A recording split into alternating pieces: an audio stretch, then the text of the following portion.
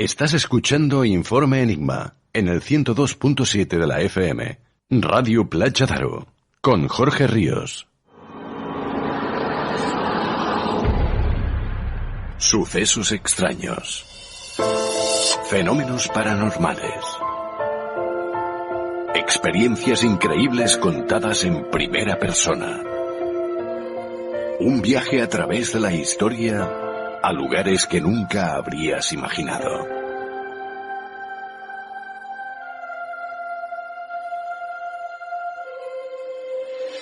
Un viaje lleno de misterio.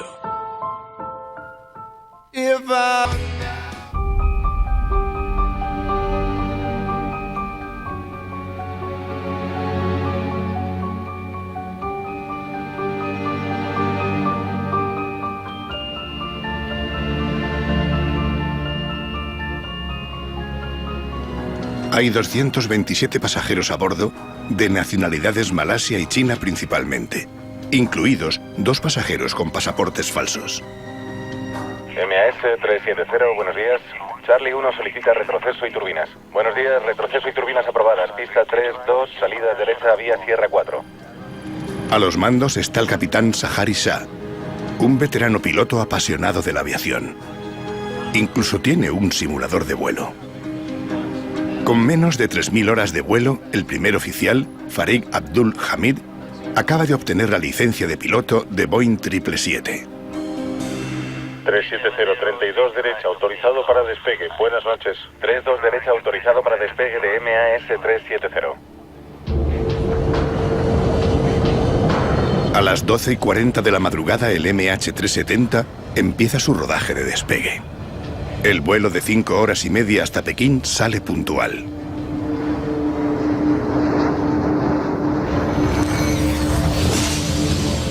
El Boeing 777 se dirige al noroeste atravesando la península malaya.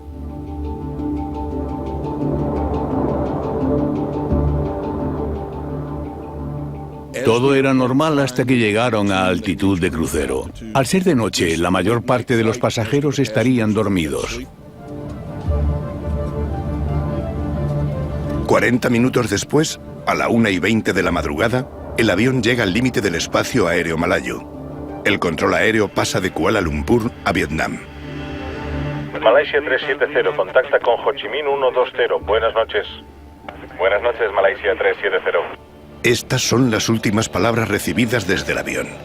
Se pierde todo contacto. El MH370 desaparece. Ucrania y rebeldes del este del país se acusan mutuamente del derribo de un avión de Malaysian Airlines con casi 300 personas a bordo, pero ninguno ha mostrado pruebas de que se trató de un derribo. La catástrofe aérea ocurrió en una región de intensa actividad militar entre fuerzas ucranianas combatiendo a insurgentes de la región oriental leales a Rusia. Ucrania acusa al Kremlin de apoyar a los separatistas. Vilma Tarazona cuenta el destino fatal de víctimas inocentes entre el fuego cruzado de estos enemigos. La densa humareda confirmaba el trágico final del vuelo MH17 de Malaysian Airlines. El Boeing 777 cayó en la localidad de Torez, Ucrania, a 31 millas de la frontera con Rusia. Esta explosión fue filmada por un aficionado en el lugar del derribo y se escuchan comentarios de hombres en lengua rusa y ucraniana. Hablan de cadáveres y escombros volando. Uno pregunta si cayó en el pueblo y otro responde que fue en el campo. El avión despegó de Ámsterdam con sus 295 ocupantes rumbo a Kuala Lumpur y su último contacto con la tripulación fue sobre espacio aéreo ucraniano. Si escuchamos hablar del Malaysian Airlines, todos aquellos que sois amantes de los misterios aéreos, automáticamente vais a pensar en ese vuelo que a día de hoy sigue en paradero desconocido y que, bueno, las autoridades o las informaciones oficiales apuntan a que fue el piloto quien, digamos, que hizo algo así como Andreas Lubitz, ¿no? En un acto suicida estrelló el avión en un punto del océano. Sin embargo, esta compañía parece que ya arrastra otro tipo de accidentes. Podríamos decir que es como una especie de compañía maldita. Pero bueno, para hablarnos hoy de esto, nos visita de nuevo nuestro gran amigo Iván Castro. Iván Castro, ¿cómo estás? Muy buenas noches, Jorge. Pues encantadísimo de estar contigo de nuevo. Muchísimas gracias por la invitación a tu programa una vez más. Y nada, pues un placer estar aquí con todos vosotros. Como he dicho, Malaysian Airlines, pensamos en el vuelo MH370, esa desaparición que a día de hoy sigue sin estar del todo clara, pero, Iván, corrígeme si me equivoco, esta compañía ya tiene otros accidentes, otros misterios detrás.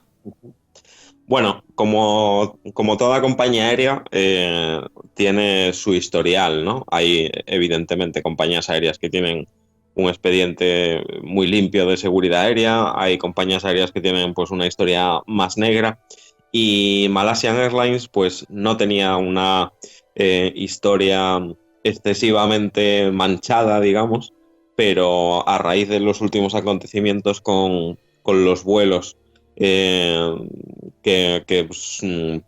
sufrieron determinados percances y todos nos recordamos, pues sí se ennegreció un poco pues esa historia, ¿no? A Malaysian Airlines básicamente la conocemos por dos sucesos trágicos. Uno ha sido, pues yo creo que uno de los hechos más importantes de la historia de la aviación contemporánea, diría yo, que como ha sido la desaparición del vuelo el MH370, ese Boeing 777 que desapareció el 8 de marzo del 2014, pues con aproximadamente 239 ocupantes a bordo y que había despegado de Kuala Lumpur con destino a Pekín. Era pues un Boeing 777 de la clase 200. Desapareció para siempre sin dejar rastro. Hemos hablado mucho de este tema en tu programa, por eso tampoco me quiero meter profundamente y simplemente es para citarlo. A día de hoy no tenemos absolutamente ningún tipo de prueba. Sí, en su día pues llegaron a aparecer una serie de lo que se supone que eran supuestos, entre comillas, restos del avión en las costas de Sudáfrica, en Mozambique, en Islas Mauricio, Isla Reunión, en Isla Rodríguez también. Y bueno, entre comillas un poco lo de supuestos, porque si queremos convencer un poco a la opinión pública de que fue pues sencillamente un accidente de algún tipo o que el avión simplemente pues se cayó al agua y caso cerrado, pues es muy fácil, ¿no? Poner unos supuestos restos y trozos de ese supuesto vuelo MH370 y decir caso cerrado. Luego también se fue a culpar al comandante, ¿no? De que se había suicidado, etcétera. A día de hoy, nada, absolutamente nada, sustenta esa tesis. No hay pruebas de que el comandante se haya suicidado. Sí hay pruebas de que una mano de forma voluntaria cortó las comunicaciones en el interior del avión y no tenemos absolutamente ningún tipo de pista más. Bueno, indicios tenemos muchos, pero pistas no. Y hasta que los restos se recuperen del fondo del mar, si es que están en el fondo del mar, o sepamos algo más de esta historia, pues queda como un misterio sin resolver, ¿no? Y hay que recordar pues que oficialmente se buscó o se piensa que se cayó a unos 1.700 kilómetros al oeste de la costa de Australia y por allí es donde oficialmente se buscó, cuando todos los indicios pues señalan que ese avión nunca llegó a sobrevolar esa zona. Sí sobrevoló toda la costa del sudeste asiático, digamos, en dirección un poco hacia Isla Seychelles o hacia Isla Diego García, y ahí pues se pierde el rastro, ¿no? Y aparte de esta historia de Malaysian Airlines, conocemos pues esta compañía también, por supuesto, por otro desgraciado suceso. Ocurrió el 17 de julio del año 2014, pues prácticamente muy pocos meses después de desaparecer el vuelo MH370. En concreto se trataba del MH17, que es pues otro Boeing 777 que despega de Ámsterdam a Kuala Lumpur, destino desde donde saldría pues el desaparecido MH370, y es derribado, ¿no? Por un misil pues cuando sobrevuela la región de Donetsk en Ucrania. Mata pues a las 298 personas que van a bordo. Hay que recordar que entre esas 298 personas asesinadas vilmente pues hay 80 niños, nada más y nada menos. Y bueno, pues sí se demostró que había sido un misil del tipo Buk. Es un misil que es de fabricación soviética, que manejaban pues las fuerzas prorrusas en Ucrania. Y bueno, se sabe muy bien qué es lo que pasó. Un misil derribó al avión, no se sabe si a propósito o por confusión. Hoy en día se está celebrando el juicio en Holanda y pues nos va suministrando también novedades, ¿no? A día de hoy ha implicado pues una serie de políticos incluso y altos cargos del Kremlin que es por grabaciones que ya constan en el juicio, pues se sabe que de ellos partió un poco la orden de derribar o de lanzar ese misil y derribar ese supuesto avión. No sabemos con qué intención. Conocemos Malaysian Airlines, la compañía en sí, gracias a estos dos aspectos. En cuanto al tema siniestro aéreo, pues no ha tenido muchos accidentes. De hecho, ha tenido prácticamente 3 a lo largo de toda su historia reciente. Y hoy vamos a hablar de un caso que sucedió el 4 de diciembre de 1977. Aparte de este, tiene 2 accidentes, en el 83 y en el 95, pero el de 1977 fue protagonizado por un vuelo de Malaysian Airlines.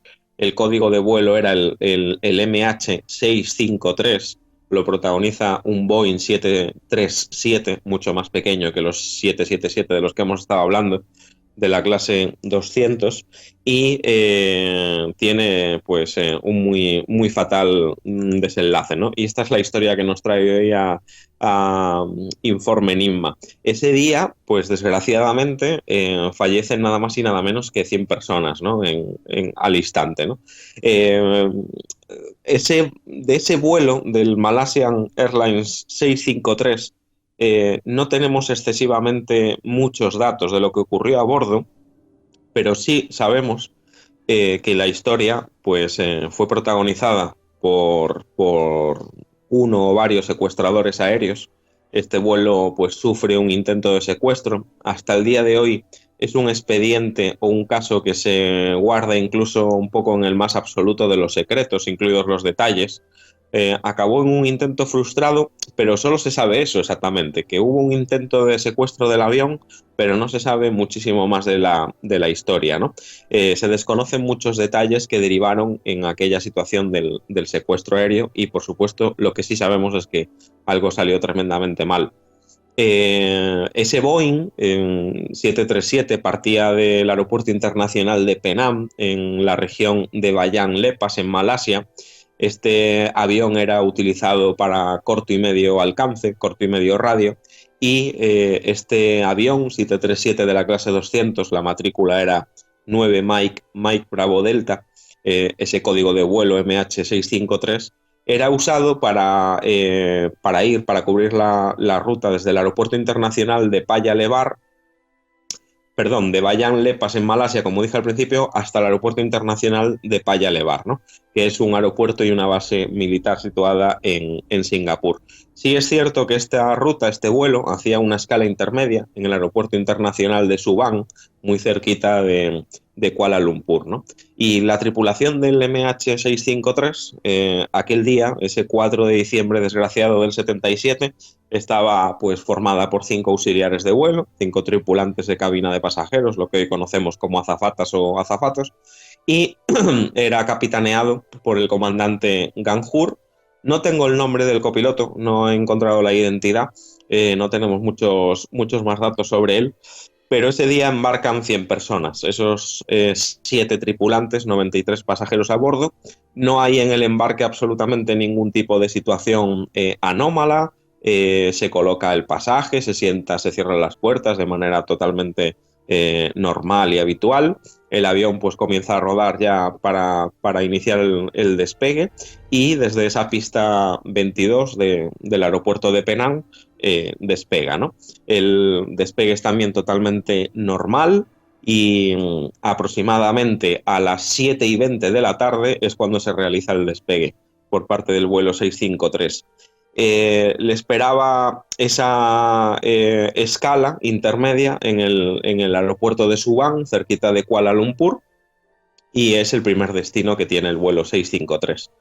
Cuando este avión pues alcanza un poco la altitud de crucero, pues todo continúa de una forma normal. Los auxiliares de vuelo pues ya se ponen a atender a los pasajeros, hora de merienda, cena prácticamente, y existen unas comunicaciones entre los pilotos y los controladores aéreos que eran además totalmente normales, no indican nada anormal. En el aeropuerto de Suban, de hecho ya pues el propio aeropuerto pues está con los preparativos para recibir a ese vuelo aproximadamente a las 8 de la tarde. Es un trayecto de unos 40 minutos y el comandante Ganjur pues reporta su situación y pide autorización ya para el descenso final, para la aproximación al aeropuerto de Suban, y unos 25 minutos aproximadamente después de unos 35 minutos después de despegar, a las 19:54 de la tarde exactamente, ese 737 está pues descendiendo a una altitud de 1.200 metros más o menos, pasando por unos 4.000 pies y directo hacia la pista 33 de Suban, y de repente pues se oye por la radio algo, ¿no? Alguien parece ser que había entrado en la cabina de los pilotos por sorpresa. Al comandante Ganjur lo único a lo que le da tiempo de transmitir es apretar básicamente el botón de enviar la transmisión, ¿no? El PTT, como le llamamos en aviación, y decir: tenemos un secuestrador desconocido a bordo, gritando, ¿no? Tenemos un secuestrador desconocido a bordo, son las únicas palabras que puede decir Ganjur. Hay que situarse en aquella época, ¿no? A final de los años 70, los casos de piratería aérea eran bastante frecuentes, sobre todo en esa zona del continente asiático. La torre de control de Suban recibe el mensaje de alerta por radio del comandante Ganjur y el aeropuerto pues enseguida comienza a preparar un plan de intervención y de rescate para cuando el avión tome tierra. En el primer momento en el que reciben la transmisión, ya todo el mundo se pone manos a la obra, porque saben un poco de qué va pues el pastel que tienen un poco delante, ¿no?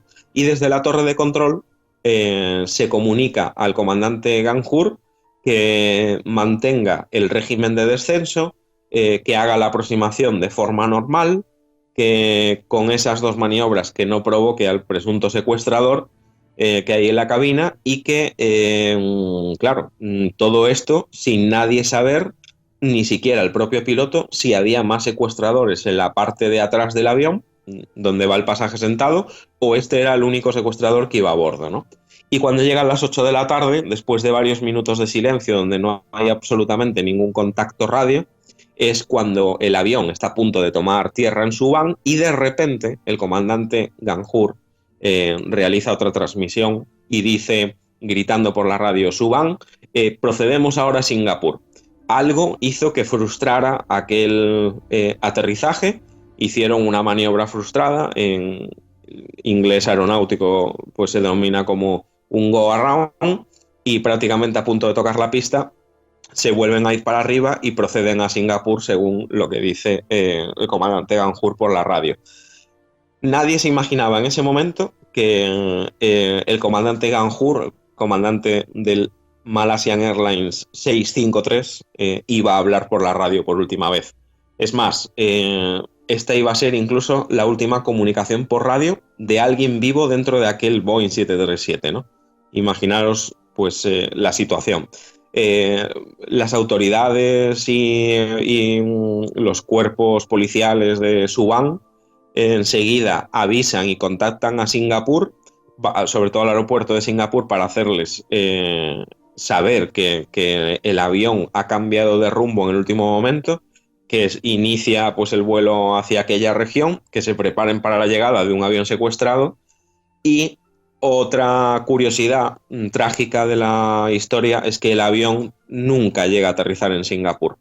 El avión se esfuma por completo del radar a las 8:15 de la tarde, se le pierde el rastro por completo, no hay ninguna traza radar en las pantallas de los controladores, se pierde el rastro por completo y parece ser que el Malaysian Airlines 653 ya no estaba en absolutamente ningún lugar del espacio aéreo en aquella región de la que estamos hablando, ¿no? Transcurren aproximadamente unos 20 minutos desde que se pierde la última comunicación.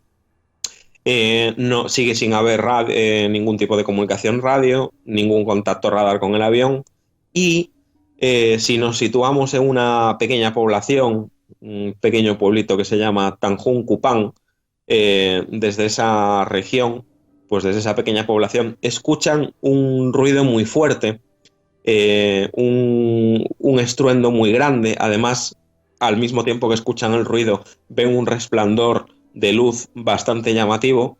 Todos los habitantes pues salen corriendo de las casas porque se asustan y se encuentran con ese espectáculo tan trágico, ¿no? Avisan a la policía local y lo que se encuentran es realmente que el Malaysian Airlines 653 se acababa de estrellar en un pantano muy cerquita a la población. Habían fallecido en el acto sus 100 ocupantes, no había absolutamente ningún tipo de superviviente. El impacto fue brutal y todos habían muerto en el acto. Es curioso también que en el avión viajaban pues una serie de personas un poquito más conocidas socialmente, altos cargos políticos. Por ejemplo, viajaba a bordo el ministro de Agricultura de Malasia, que se llamaba Ali Haji Ahmad. Viajaba el jefe del Departamento de Obras Públicas de Malasia, que se llamaba Mahfuz Khalid. Y también, curiosamente, por ejemplo, entre los fallecidos estaba el embajador de Cuba en Japón, Mario García, por aquel entonces, que viajaba además con su mujer a Singapur, porque tenía que hacer allí escala para otro vuelo a Tokio. Todos fallecen al instante, ¿no?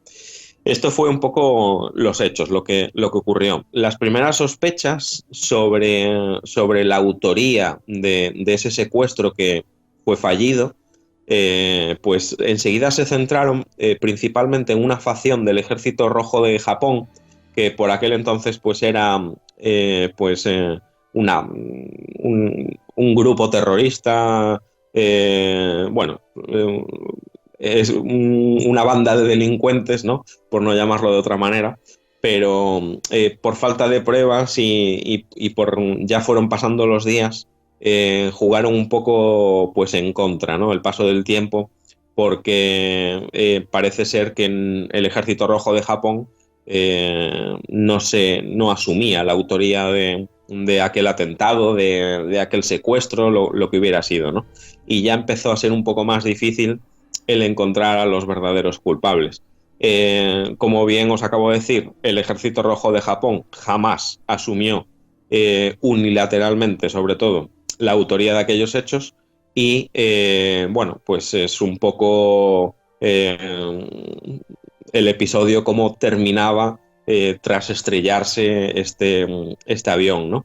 Los cuerpos de los pasajeros, por ejemplo, se encontraron bastante deteriorados, ¿no? El estado en el que quedaron, pues hizo necesario incluso que se tuvieran que reconocer con pruebas de rayos X para prácticamente averiguar la procedencia de cada torso, de cada brazo, de cada pierna, de cada cabeza, porque estaban totalmente desmembrados todos los cuerpos. El escenario era muy macabro, era pues la escena de un crimen, ¿no? Prácticamente era muy trágica, muy macabra todo lo que se veía allí. Pero las autoridades necesitaban buscar con pelos y señales todo de forma minuciosa, ¿no? Porque necesitaban saber si los presuntos secuestradores o el secuestrador estaban, por supuesto, entre los fallecidos, cómo habían secuestrado el avión, quiénes eran, las identidades. Sobre todo también había una duda en saber si los secuestradores o el secuestrador había abierto fuego, había disparado contra los pilotos durante el vuelo. Y si esa había sido la causa porque se estrelló el 737 de esa forma tan brutal. Porque, claro, el avión estaba secuestrado, pero el avión volaba, ¿no? Entonces tendrían que haber tenido algún tipo de problema muy grave dentro del avión para que el avión pues se hubiera estrellado. Y muchos de los cuerpos al final resultaron prácticamente imposibles de ser identificados, ¿no? Estaban totalmente calcinados, las pruebas científicas, pues bueno, pues de los 70 no es lo que nosotros tenemos hoy en día para identificar cadáveres, y al final muchos cuerpos fueron incluso sepultados en una gran fosa común, muy a pesar de muchas familias que no querían y familiares que perdieron pues a sus seres queridos en ese vuelo, y que para ellos pues no era una forma de darles el descanso que ellos se merecían, ¿no? En principio, según las investigaciones de las autoridades, bueno, al principio nada hacía pensar que el avión pues hubiera tenido ningún tipo de fallo mecánico. No se pensaba que hubiera tenido ningún fallo de ningún motor, como para que ese fallo fuera tan grave como para haber tirado el avión a tierra, ¿no? Algo tenía, lo que las autoridades barajaban es que algo tenía que haber pasado entre los pilotos y el secuestrador o secuestradores para que, fuese lo que fuese, desencadenara un poco el accidente aéreo, ¿no? Se pensó también, otra de las hipótesis, que quizá pues, el líder o el jefe de los secuestradores, si es que iban varios, disparó algún tipo de arma de fuego a bordo contra los pilotos, o quiso o detonó algún tipo de bomba o artefacto explosivo a bordo. Todo eran especulaciones, ¿no? De forma que no había pruebas directas, digamos, de ninguna de las hipótesis, con lo cual todo eran, pues bueno, ideas que se barajaban, pero una de las ideas que más cobraba peso era que una de las principales teorías que sustentaban la teoría del accidente del 653, del Malaysian 653, es que hubiera detonado algún tipo de bomba a bordo que los secuestradores pudieran portar.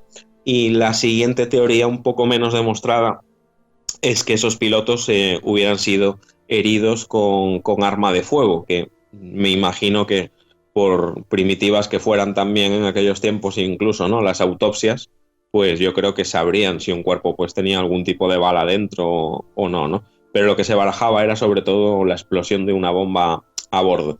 También otra de las hipótesis que se barajó es que en ese momento de llegar a Singapur, al Malaysian 653, se le terminase en ese momento el combustible, que se fuera abajo porque después los pilotos por estado de nerviosismo, bajo la presión de un secuestro, pues no calcularan bien el combustible. Pero luego enseguida se descartó esta hipótesis, ya que como el avión no había hecho la escala programada, pues tendría que tener combustible a bordo suficiente para abortar pues esa maniobra, para irse al aire, para irse a un aeropuerto alternativo, para estar 2 horas dando vueltas por ahí, con lo cual al final se demostró que sí tenía combustible suficiente. Quedó un poco la principal duda: ¿por qué los secuestradores del 737 habrían querido asesinar a los pilotos y morir todos? Porque igual ellos pues no sabían pilotar, obviamente, ¿no? Y tampoco se llegó a dar ninguna transmisión por la radio de negociación, qué pretendían conseguir con el secuestro, qué exigían, alguna demanda. No hubo absolutamente ningún tipo de comunicación por radio a todas las autoridades en el tiempo en el que estuvo el avión secuestrado y en vuelo. Y al final, pues la historia del MH653 es un poco un profundo misterio, ¿no?, desde aquel entonces. Es cierto que no se dieron muchísimos datos tampoco a la prensa, porque yo creo que por el secretismo de la investigación, etcétera, a día de hoy sigue como un caso archivado y no resuelto. Nadie llegó a averiguar nunca los motivos que tenían los secuestradores para esta interferencia ilícita, que es un secuestro, ¿no?, así nombrado un poco legalmente. Nadie sabía la identidad de los sospechosos de aquella acción del secuestro aéreo. Era todo descartado enseguida por falta de pruebas, no se podía demostrar absolutamente nada. Malaysian Airlines en su día, que por cierto, creo que no lo dije al principio, pero en su día Malaysian Airlines se llamaba Malaysian Airlines System, era pues la primera vez que alguien conseguía secuestrar uno de sus aviones, y además era pues el primer accidente aéreo con víctimas mortales de la compañía. pues claro, era difícil para la compañía que todo eso hubiera sido provocado, ¿no? Que no fuera pues un trágico accidente por un error humano o por un error mecánico. Y hasta el momento de la desaparición del MH370 y del vuelo derribado en Ucrania del MH17 era el accidente más grave de la aerolínea. Sí se sabe que 4 días después de aquel grave accidente se dio la orden de construir un monumento en conmemoración pues, a las víctimas de este atentado secuestro y bueno, al día de hoy no se sabe por qué esas víctimas murieron, no se sabe quién las asesinó, no se sabe el motivo de por qué las asesinaron bajo un secuestro aéreo que acabó en un accidente aéreo. No se llegó a conocer del todo tampoco por la opinión pública si incluso las familias llegaron a cobrar algún tipo de indemnización. El misterio rodeaba absolutamente todo en aquel caso, como hoy sigue rodeando, por ejemplo, la historia del Malaysian desaparecido, el 370, ¿no? Y el monumento, si alguien pues viaja a esta zona para que la gente lo sepa, está en la localidad de Jalan Kebun-Te y allí pues se puede encontrar una pared de color negro.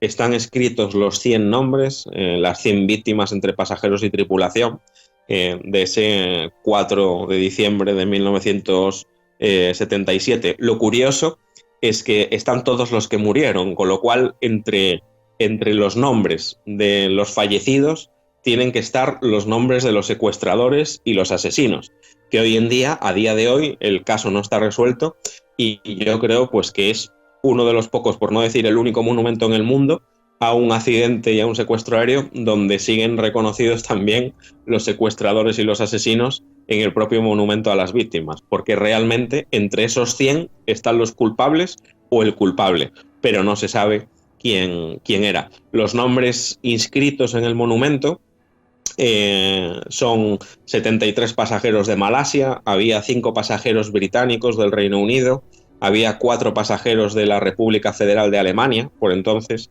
había 3 pasajeros australianos, 3 indios, 3 indonesios, había 2 pasajeros cubanos, había un pasajero de Afganistán, 1 de Canadá, 1 de Japón, 1 de Grecia, 1 de Singapur, 1 de Tailandia y un americano, un pasajero de los Estados Unidos.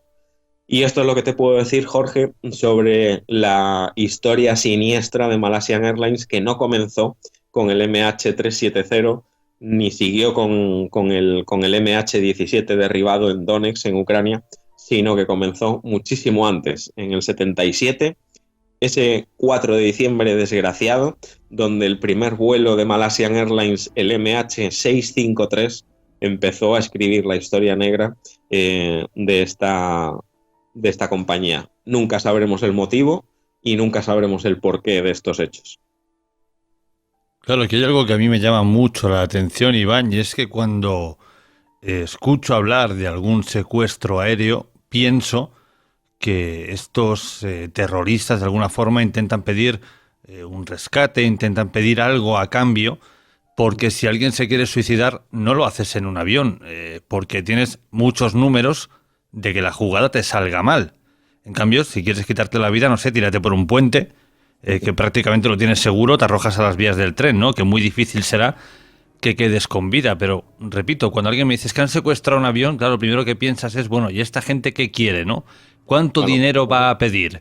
¿Qué van a pedir? ¿Que dejen algunos, no sé, compañeros, compatriotas, que los liberen de la prisión? Me lo invento. Ahora sí, claro, sí, pero de repente dices, bueno, secuestran un avión y lo tiran abajo y dices, uy, aquí hay algo que no huele bien. Bueno, siempre cuando secuestran una aeronave, los secuestros aéreos comenzaron hace muchísimos años, ¿no? Y al fin y al cabo era un poco un acto casi político. Cuando se interceptaba un avión, se negociaba el irte a otro país para pedir pues asilo político. Luego se han usado los aviones y los secuestros aéreos para exigir pues la liberación de determinados presos en determinados países. Llegamos a una situación un poco más rocambolesca, como fue el 11 de septiembre, donde dejó de existir la negociación de los secuestradores y pasaron a ser armas voladoras, ¿no? Que se estrellaron contra edificios. Vamos a hablar de la versión oficial.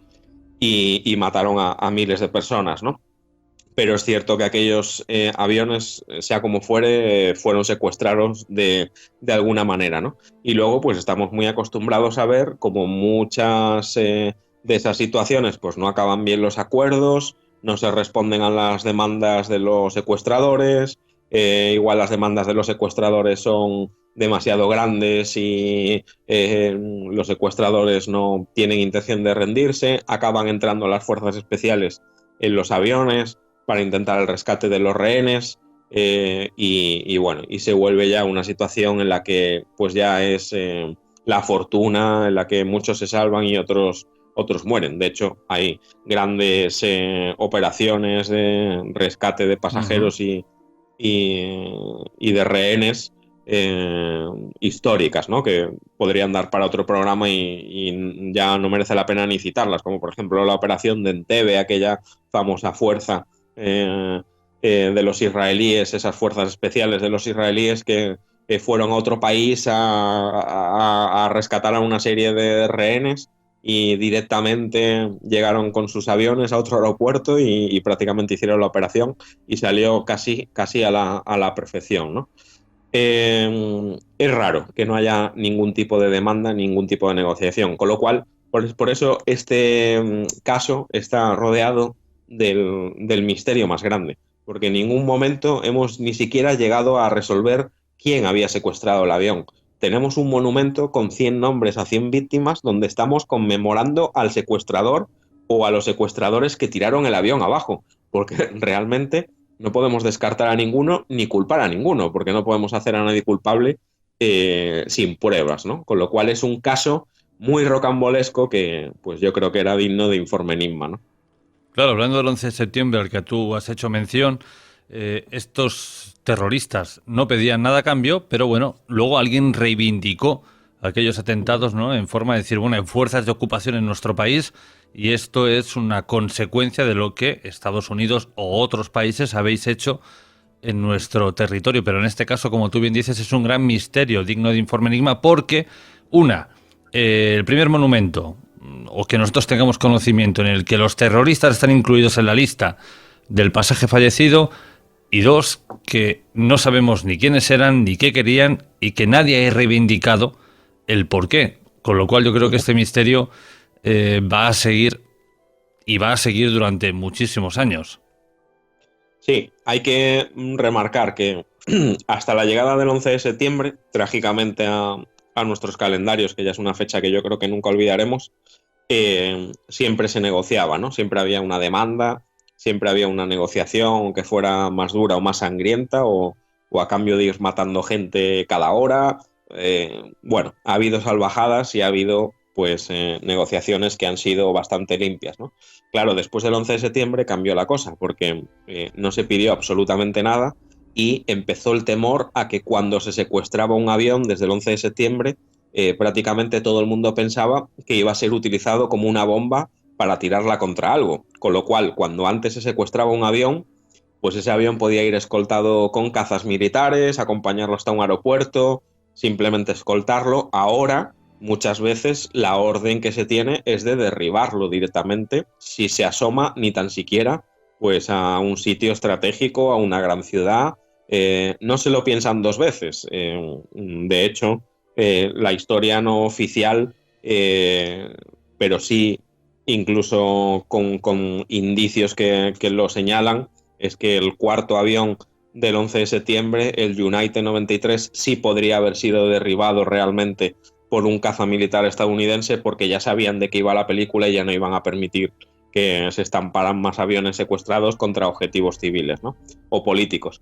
Pero desde ese momento cambiaron las reglas del juego. Entonces hoy en día es muy peligroso el secuestro de un avión. Cuando surgió el caso del secuestro del MH370, hubo una polémica muy grande, porque realmente, como no se encontraba el avión, se pensaba que el avión había sido escondido en algún sitio, pues por algún grupo de secuestradores, algún país, algún grupo político extremista, etcétera, con la intención de despegar otra vez con ese avión y dirigirlo contra algún objetivo civil. Con lo cual, hay que remarcar que hay un antes y un después desde el 11 de septiembre, ¿no? Y cambiaron mucho las reglas del juego en el tema del secuestro aéreo. Y bueno, para colmo, hoy, estos días, tenemos incluso pues en las noticias también la actualidad sobre el secuestro aéreo, entre comillas, un poco de ese avión de Air Arabia Maroc, donde un pasajero, ¿no?, se inventa pues una enfermedad, el avión aterriza de emergencia para evacuar a una persona que supuestamente está enferma y se escapan 20 y pico pasajeros que entran ilegalmente en un país. No se está catalogando como un secuestro aéreo, pero realmente, según las leyes de navegación aérea, de la ley de navegación aérea, la ley penal, pues es un claro ejemplo de interferencia ilícita. Y dentro de esta denominación o dentro de esta descripción viene totalmente detallado que puede ser una interferencia ilícita cuando se usan una serie de palabras, frases o engaños para engañar o trampear a la tripulación para que aterrice un avión o para que cambie el rumbo y lo dirija a otro lado. Sigue siendo un secuestro aéreo. A veces, bueno, pues en este país nos cuesta mucho también llamar a las cosas por su nombre, ¿no? Pero realmente lo que pasó en Palma de Mallorca fue un auténtico secuestro aéreo. Iván Castro, ha sido un placer que hayas estado con nosotros de nuevo en Informe Enigma para traernos otro misterio aéreo y que vuelva a girar en torno a esta compañía Malaysian Airlines, que además salta a los titulares estos días con que quizá se vaya a la quiebra, ¿no? Así que a lo mejor en un futuro tendremos que hablar de esta compañía en pasado. Compañero, un fuerte abrazo y hasta la próxima. Muchísimas gracias, Jorge. Pues seguiremos buscando historias para Informe Enigma. Un fuerte abrazo a todos. Cada viernes de 11 de la noche a 1 de la madrugada, el mejor misterio te espera en Informe Enigma.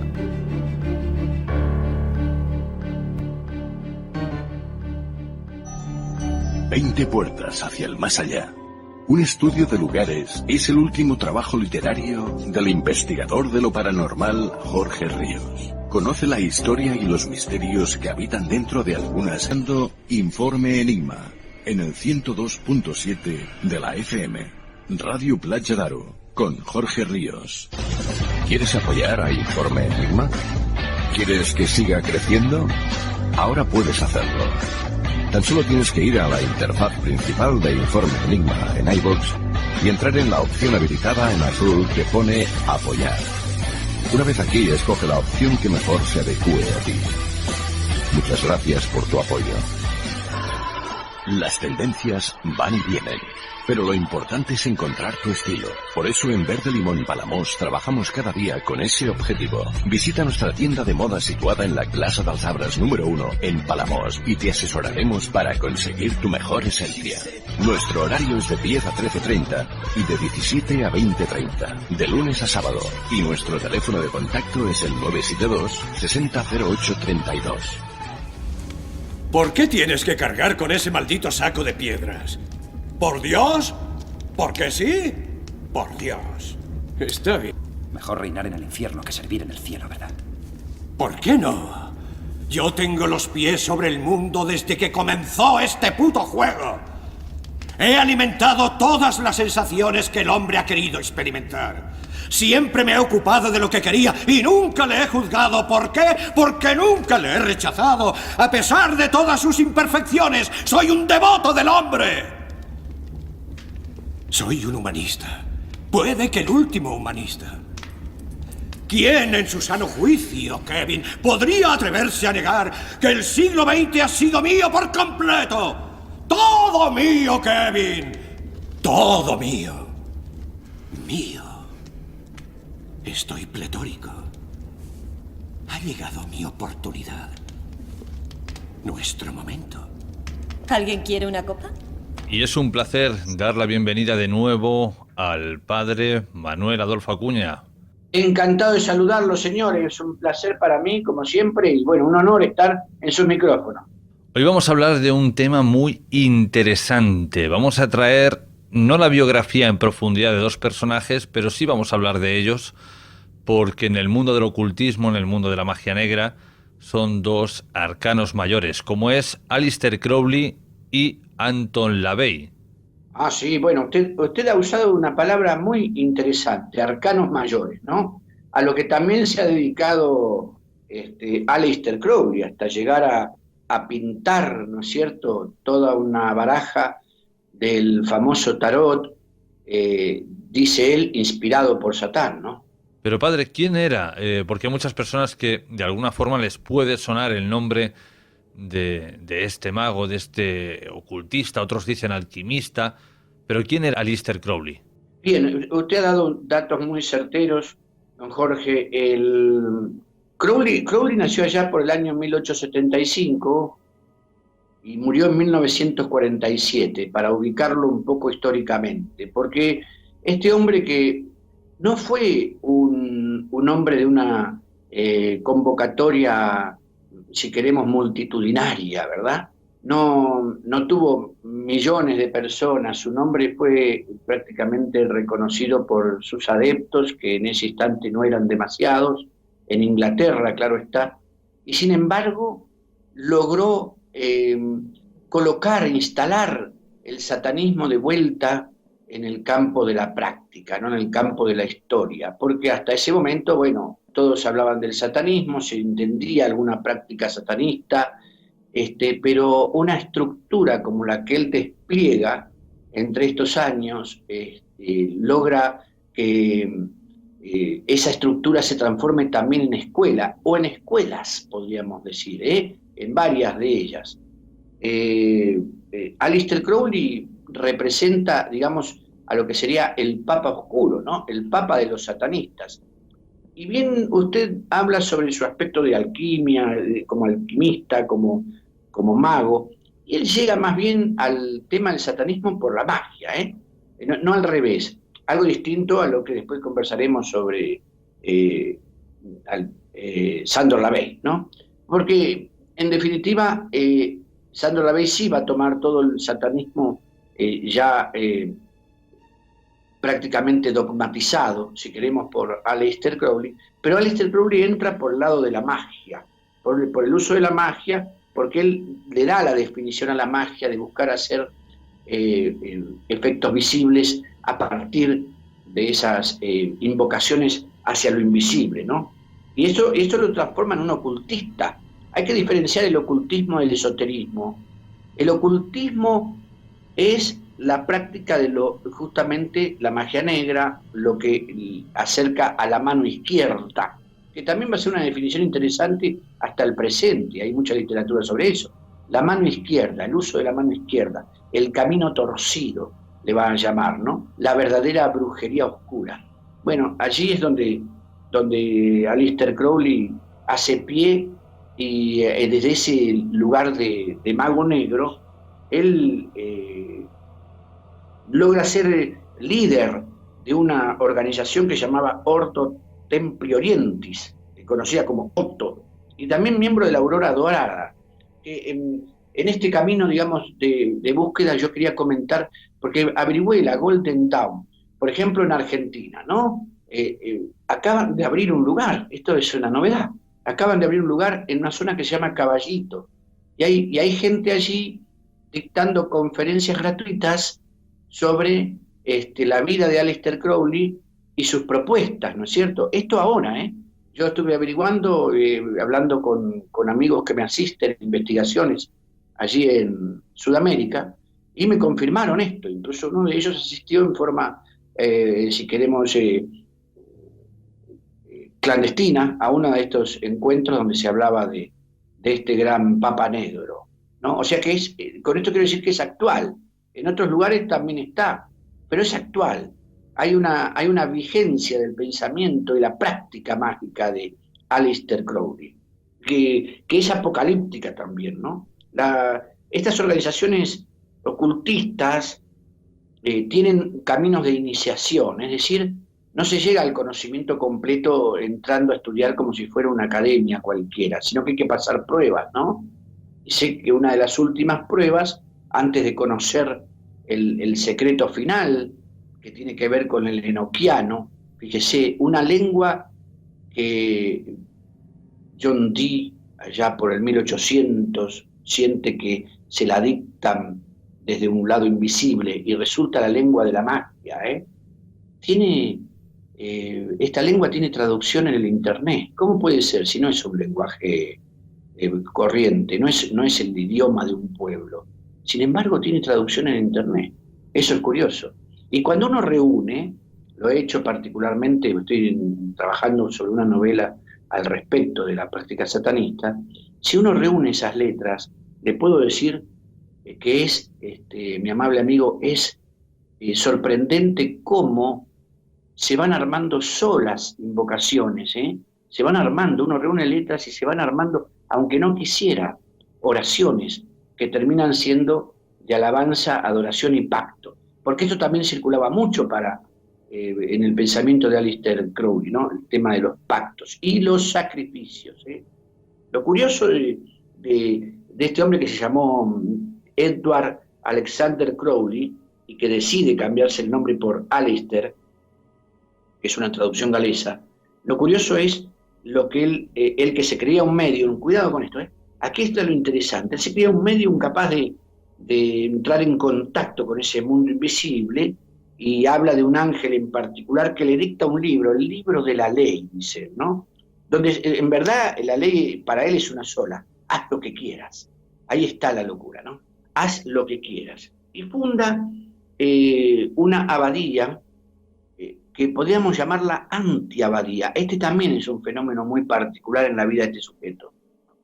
Una abadía contraria a toda norma, ¿no? Donde el haz lo que quieras es la regla única, y a esta la llama telema, que quiere decir voluntad en griego, ¿no? Como que la voluntad mía es lo único que impera, la voluntad personal es el verdadero Dios, digamos, ¿no? Y ahí vive con varios discípulos, ¿no? Esto en Italia, ¿no? Y tanto es así, en Sicilia particularmente, tanto es así que Mussolini lo echa a Aleister Crowley de Italia. Aleister Crowley es echado de muchos lugares, ¿no? Y sin embargo, Inglaterra consigue allí su espacio central de operaciones, ¿no? Telema, con este haz lo que quieras, el uso de drogas y de orgías y demás, es la inspiración del hipismo. Fíjese usted, o sea, los hippies no es que nacen, como muchos dijeron, de la cuestión después de la guerra, una cuestión pacifista y demás. No, los hippies nacen inspirados en esto que es Telema, ¿no? Que es esta antiabadía, un lugar de escándalos que termina desalojado y cuyas ruinas hoy todavía se pueden observar. Fíjese usted que los Beatles en Inglaterra van a permitirse ellos dibujar el rostro de Aleister Crowley en la portada de uno de sus discos, Sgt. Pepper. Sgt. Pepper de los Beatles tiene, entre todas esas personalidades que están en la tapa del disco, lo tiene Aleister Crowley. Ahí es donde esa referencia comienza a hacerse histórica, ¿no? Es decir, donde ya hay uno al que se conoce que practica y predica algo totalmente distinto a lo conocido, desinstala a la gente de las normas y las reglas y las desprecia además.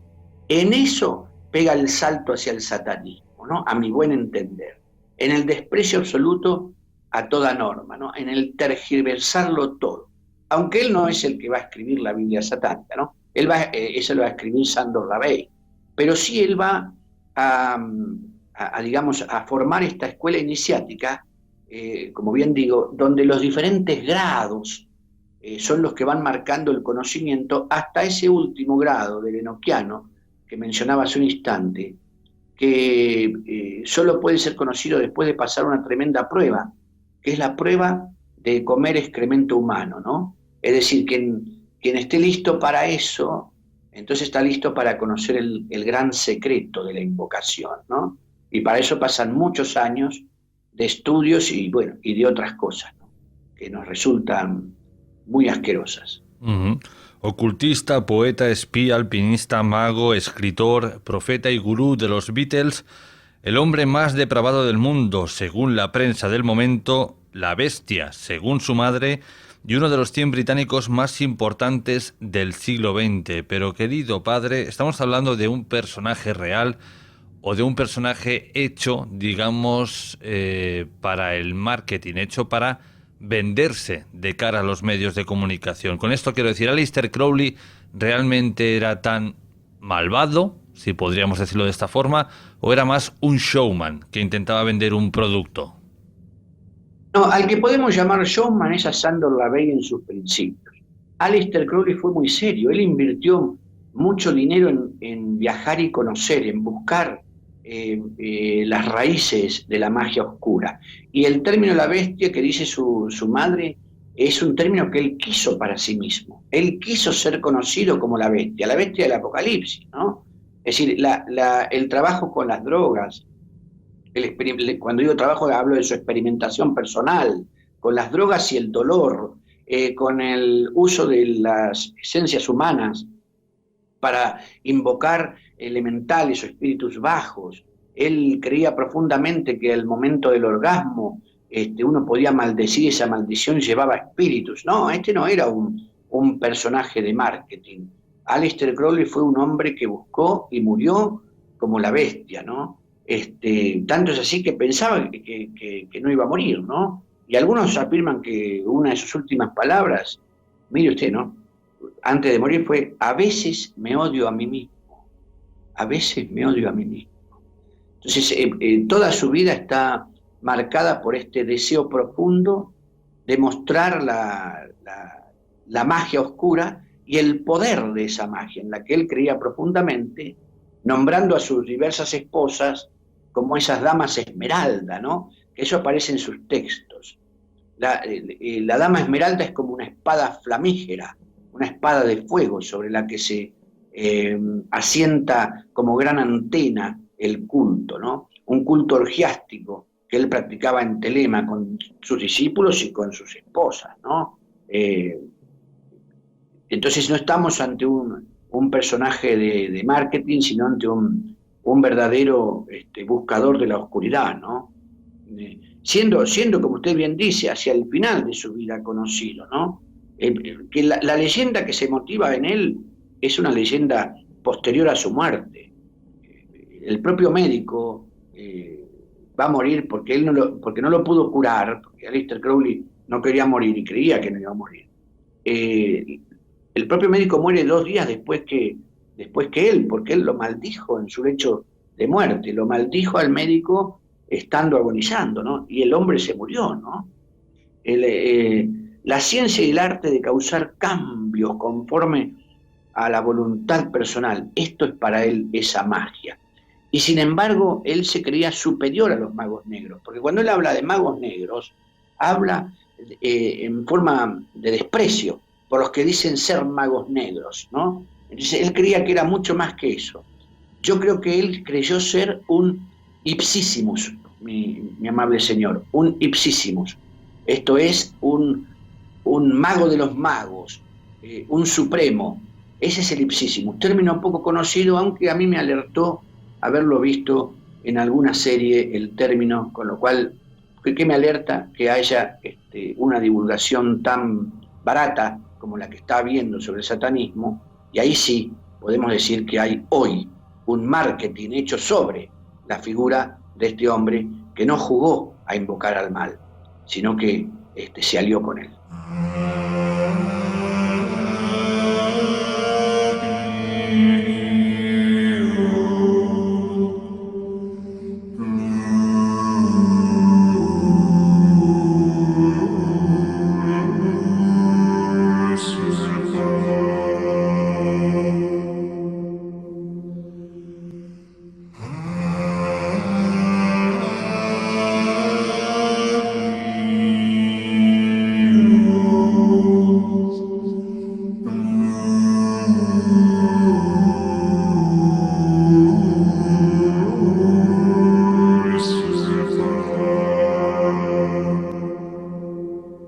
Vemos que Aleister Crowley incorporó diversos símbolos de diversas religiones.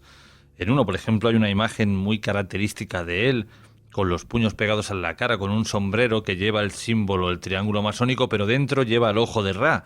Y luego lo vemos en otras imágenes vestido de faraón. Es decir, que Aleister Crowley intentaba incorporar todo esto en una misma religión. Supuesto, porque en definitiva él en sus búsquedas, y ahí vemos esa entrega apasionada que tenía por el misterio y por el ocultismo. Esoterismo no es ocultismo. Dije que el ocultismo tiene que ver con todo lo que es invocación satánica o búsqueda de esa porción de la mano izquierda y el camino torcido, mientras que el esoterismo es el estudio de aquello que no se enseña en las cátedras, ¿verdad? Eso es el esoterismo, a diferencia del exoterismo, que es lo que aprendemos en la escuela. Es decir, no es lo mismo una cosa que la otra. Él entra en la masonería, él toma incluso de la masonería algunos aspectos de grados también, porque tiene presente las iniciaciones masónicas con la atracción de energía y la conformación de egregores, ¿verdad? No estoy diciendo con esto que la tradición masónica sea, los rituales masónicos sean satánicos, no estoy diciendo eso. Creo que merece otro análisis. Pero sí que él buscaba esas coincidencias y el factor común que unía, ¿verdad?, a estos rituales con estas imágenes y esas invocaciones. Cuidado que va a haber otra persona que también va a usar así los puños sobre el rostro, sé exactamente a qué imagen se refiere. Y esa fue Madame Blavatsky, ¿no? Curiosamente, Aleister Crowley muere con el tiempo. La casa en la que dicen que se llevan a cabo estos rituales, estas fiestas, estas orgías, Boleskine House, a orillas del lago Ness, se pone a la venta, la compran el grupo o un integrante del grupo Led Zeppelin, y a partir de aquí se cuenta que llega la maldición a este grupo, ¿no? Familiares empiezan a fallecer, su música ya no suena igual, hasta la desintegración del grupo. ¿Cree, querido padre, que de alguna forma esta casa que albergaba tanta energía, gracias al Mago Negro, pudo influir en la decadencia de este grupo? Interesante pregunta y le afirmo que sí. ¿Por qué le digo que sí? Porque se genera esa energía oscura alrededor de los espacios de culto. Nosotros entendemos que las casas conservan memoria, la de los que han vivido en ella o viven actualmente. Es decir, la casa devuelve su memoria a partir, digamos, de sus paredes, como si fuera el eco, y sin dudar eso que es el Vaticano de Satán, porque sigue siendo visitada por los simpatizantes de los movimientos de Crowley, como si fuera la visita al Vaticano. ¿Sí? Nosotros podríamos decir que Inglaterra, en definitiva, es la capital del satanismo, porque incluso en el gobierno, para atender a los menores, hay un departamento específico de menores víctimas del satanismo. O sea, hay una capital del satanismo, y esto tiene que ver directamente con Crowley. Usted nombró el lago Ness, y ¿sabe una cosa? Yo no puedo afirmarlo del todo, pero me inclino a decir que la aparición del famoso monstruo ese del lago Ness no es otra cosa que una manifestación de algún portal que dejó abierto a Aleister Crowley, por la cual aparece algo muy demoníaco que se confunde con ese animal prehistórico. Dejemos a Aleister Crowley de lado y vayamos quizás con, de nuestros dos personajes, el que es más mediático, el que es más showman, ¿no? Anton LaVey, ¿qué puede decirnos de él? Anton Sandor LaVey, ¿no? Que decían algunos que había sido un domador de leones en un circo y demás. Este hombre sabe aplicar al show, porque comienza en un teatro él, ¿no es cierto? Comienza en un teatro a trabajar, digamos, una especie de ritual muy simpático, él ahí, un ritual satánico, ¿no? Es decir, él sabe que puede llegar a la gente a través del show, y utiliza ese show como un lazo, una manera de atraer, de seducir a las personas hacia algo que hasta ese momento en Estados Unidos no estaba presente, ¿no? Este hombre nació en 1930, ¿no? Fíjese que hasta el presente se discute el nombre de los padres. Qué curioso, de una persona tan conocida, porque cabe decir que él va a fundar en el año 66, específicamente el día 30 del mes de abril, la fiesta de Walpurgis, ¿verdad? Que tiene que ver con la oscuridad. Para algunos, cuidado que después hay una fiesta del Walpurgis, de la Wicca, que no podríamos decir que es negativa, pero tomémosla desde el lado de los satanistas, que sí, van a celebrar esta fiesta como algo que atrae energías muy especiales, y ese 30 de abril del 66 coincidía con esa fiesta, y es la fundación de la Iglesia de Satán, ¿no? Que en la primera etapa tuvo figuras de Hollywood, como James Manfield, Sammy Davis Jr., por ejemplo, que fueron introducidos al satanismo por Kenneth Anger, que estaba en Estados Unidos y era un discípulo directo de Aleister Crowley. O sea, aquí vemos un lazo muy particular. Aleister Crowley inspira de algún modo el trabajo de Sándor LaVey para fundar esta iglesia de Satán. Aquí sí podemos decir que hay un hombre dedicado al satanismo, que no entra a él por el lado de la magia, como sí lo había hecho Aleister Crowley. Hay que distinguirlo. Aleister Crowley fue un mago oscuro, magic, le llamaba él, con K final, a las acciones mágicas que él proponía en sus escuelas. Propone, ¿no? No hay que hablar en pasado, Yo les dije recién que en la zona de Caballito, en la Argentina, a estas horas, ¿no? En estos días, hubo encuentros de conferencias gratuitas sobre las propuestas de la Golden Dawn. Sándor LaVey comienza con esta iglesia en forma muy, como decimos así, histriónica, todo hollywoodense, ¿no? Y este señor, Kenneth Anger, al que acabo de mencionar como el discípulo de Crowley, tenía una tremenda biblioteca ocultista y la pone a disposición de Sándor LaVey. O sea, no es casual. Sándor LaVey recibe esta formación del ocultismo, es seducido por ello y va directamente a la figura de un Satán que él no va a creer que exista como personalidad, como un ángel caído, sino como la muestra clara, en la síntesis, el símbolo completo de todas las pasiones humanas. Vemos, es muy distinto. Toda pasión humana, toda búsqueda de la autorrealización, ese egoísmo natural por el cual el ser humano se mueve, con sus sombras, sus pasiones, ese Satán para Sándor LaVey. No un espíritu, no un ángel caído, es un satanismo ateo, ahí voy. El de Sándor LaVey es un satanismo ateo. Y en definitiva, el trabajo de Kenneth Anger, no sé si era exactamente el mismo. Él estaba buscando que se prolongara las enseñanzas mágicas de Aleister Crowley, de su maestro.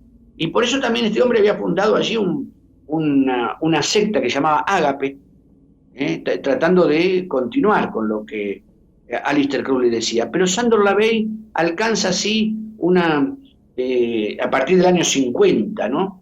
Alcanza una fama que lo hace llegar a Hollywood, y resulta en la película que nosotros conocemos como El bebé de Rosemary.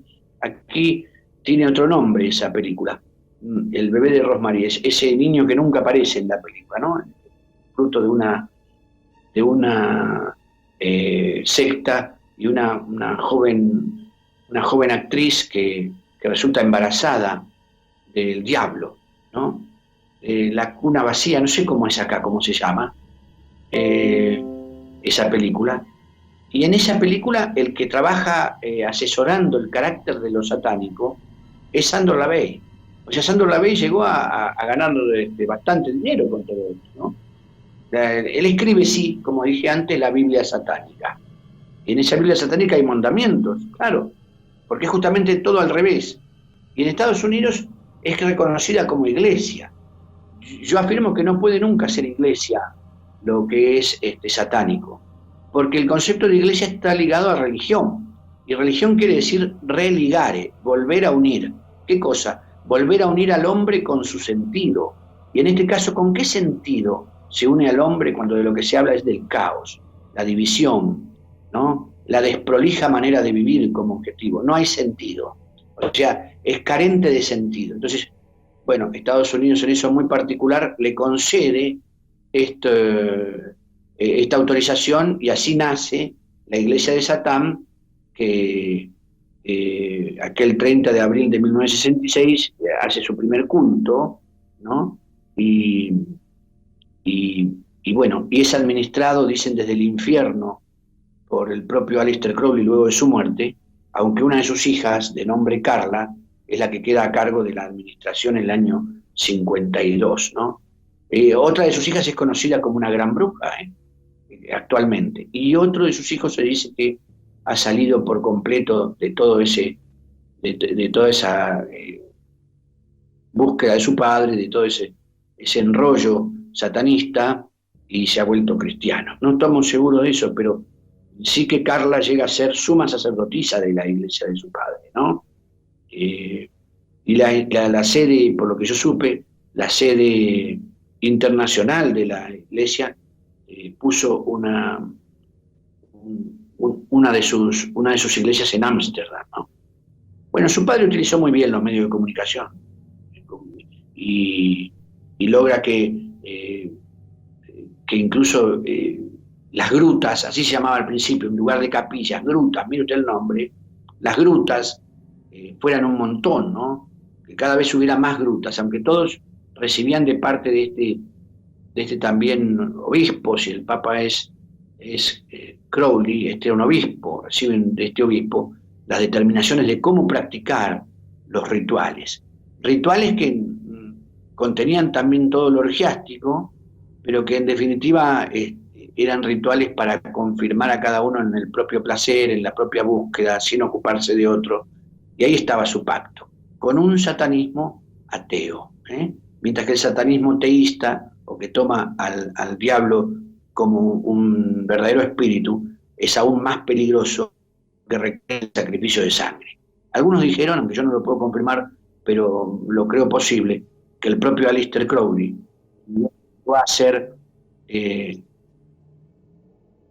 llegó a hacer velas con piel de bebé, ¿no? ¿Me escucha usted? Sí, perfectamente. Me apareció como una conexión mala. Llegó a hacer, velas con piel de bebé, ¿no?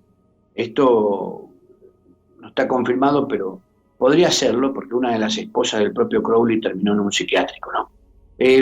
Después las grutas se van a disolver y van a aparecer, esto es interesante, van a aparecer escisiones, o sea, rupturas adentro de la iglesia de Aleister Crowley, la iglesia de Satán, ¿no?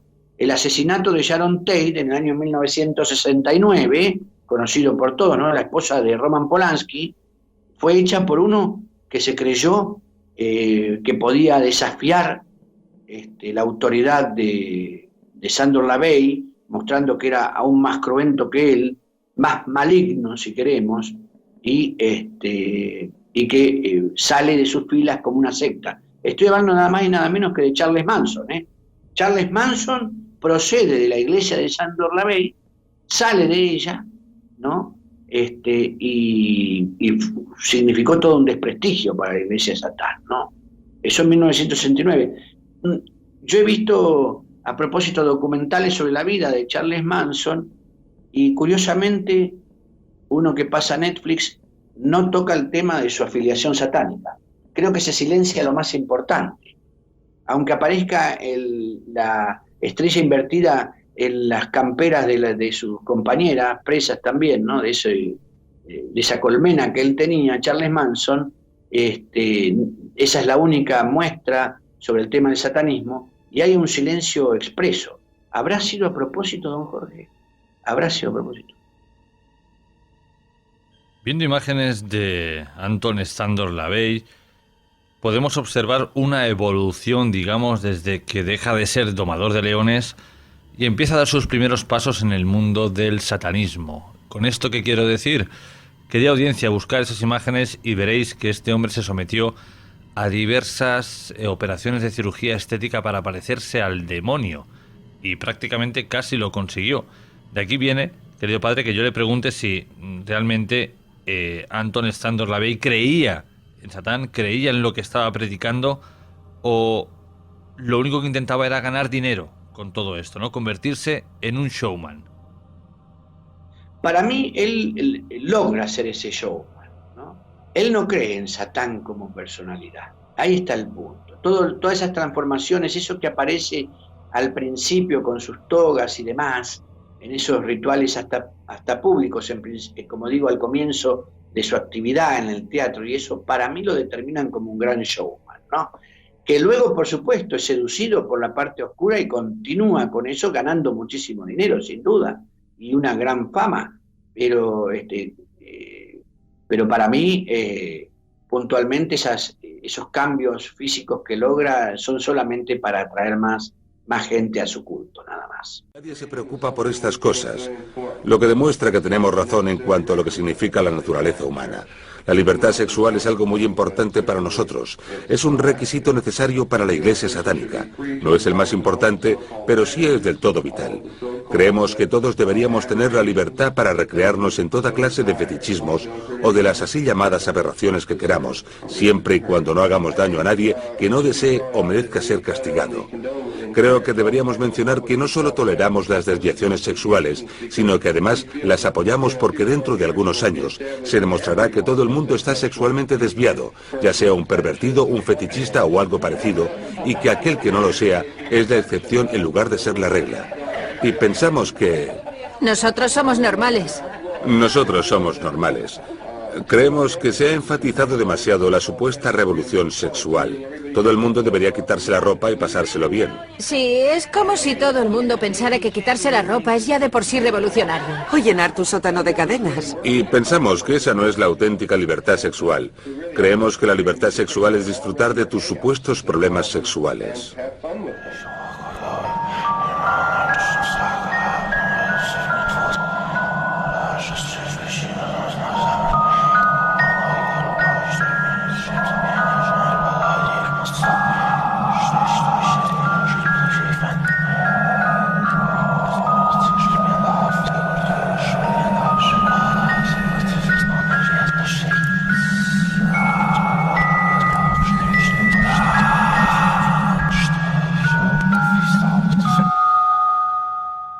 Querido padre, ¿por qué cree que hay tantas personas que siguen tanto, ya no a Aleister Crowley, pero sí lo que predicaba Anton LaVey? ¿A qué cree que se debe esto? A una devaluación de lo espiritual en esta época, ¿no? Yo le digo a don Jorge, que usted es tan amable siempre conmigo con sus micrófonos. A mí me preguntaron alguna vez al amanecer del siglo XX si este iba a ser un siglo espiritual. Yo dije que no, afirmé claramente que no. Y se está demostrando eso, la devaluación de lo espiritual, como que todo lo que tiene que ver con Dios resulta folclórico y hasta ajeno a este mundo, ¿no? Llega de tal manera a dejar en una orfandad profunda al ser humano, que va a buscar, porque cuando no se rinde culto a Dios, se rinde culto a cualquier cosa, va a buscar dónde colocar ese sentido. Y si está en lo oscuro, va a ir al oscuro. No olvidemos que hoy se puede encontrar, como decía el enoquiano, en el internet, y se puede encontrar el juego de la Ouija en las jugueterías. Y esto es a propósito, don Jorge, es a propósito la muestra y el marketing de lo satánico, porque en definitiva lo que se busca no es una vida de virtud, sino una vida de complacencia con las propias necesidades, mirándose a sí mismo y nada más, ¿no? Que esta es la gran propuesta del diablo, ¿no? Que él que como decía el padre Gabriel Amors, él ha ganado una batalla haciéndonos creer que no existe. Creo que esa devaluación va de la mano con el crecimiento del satanismo moderno.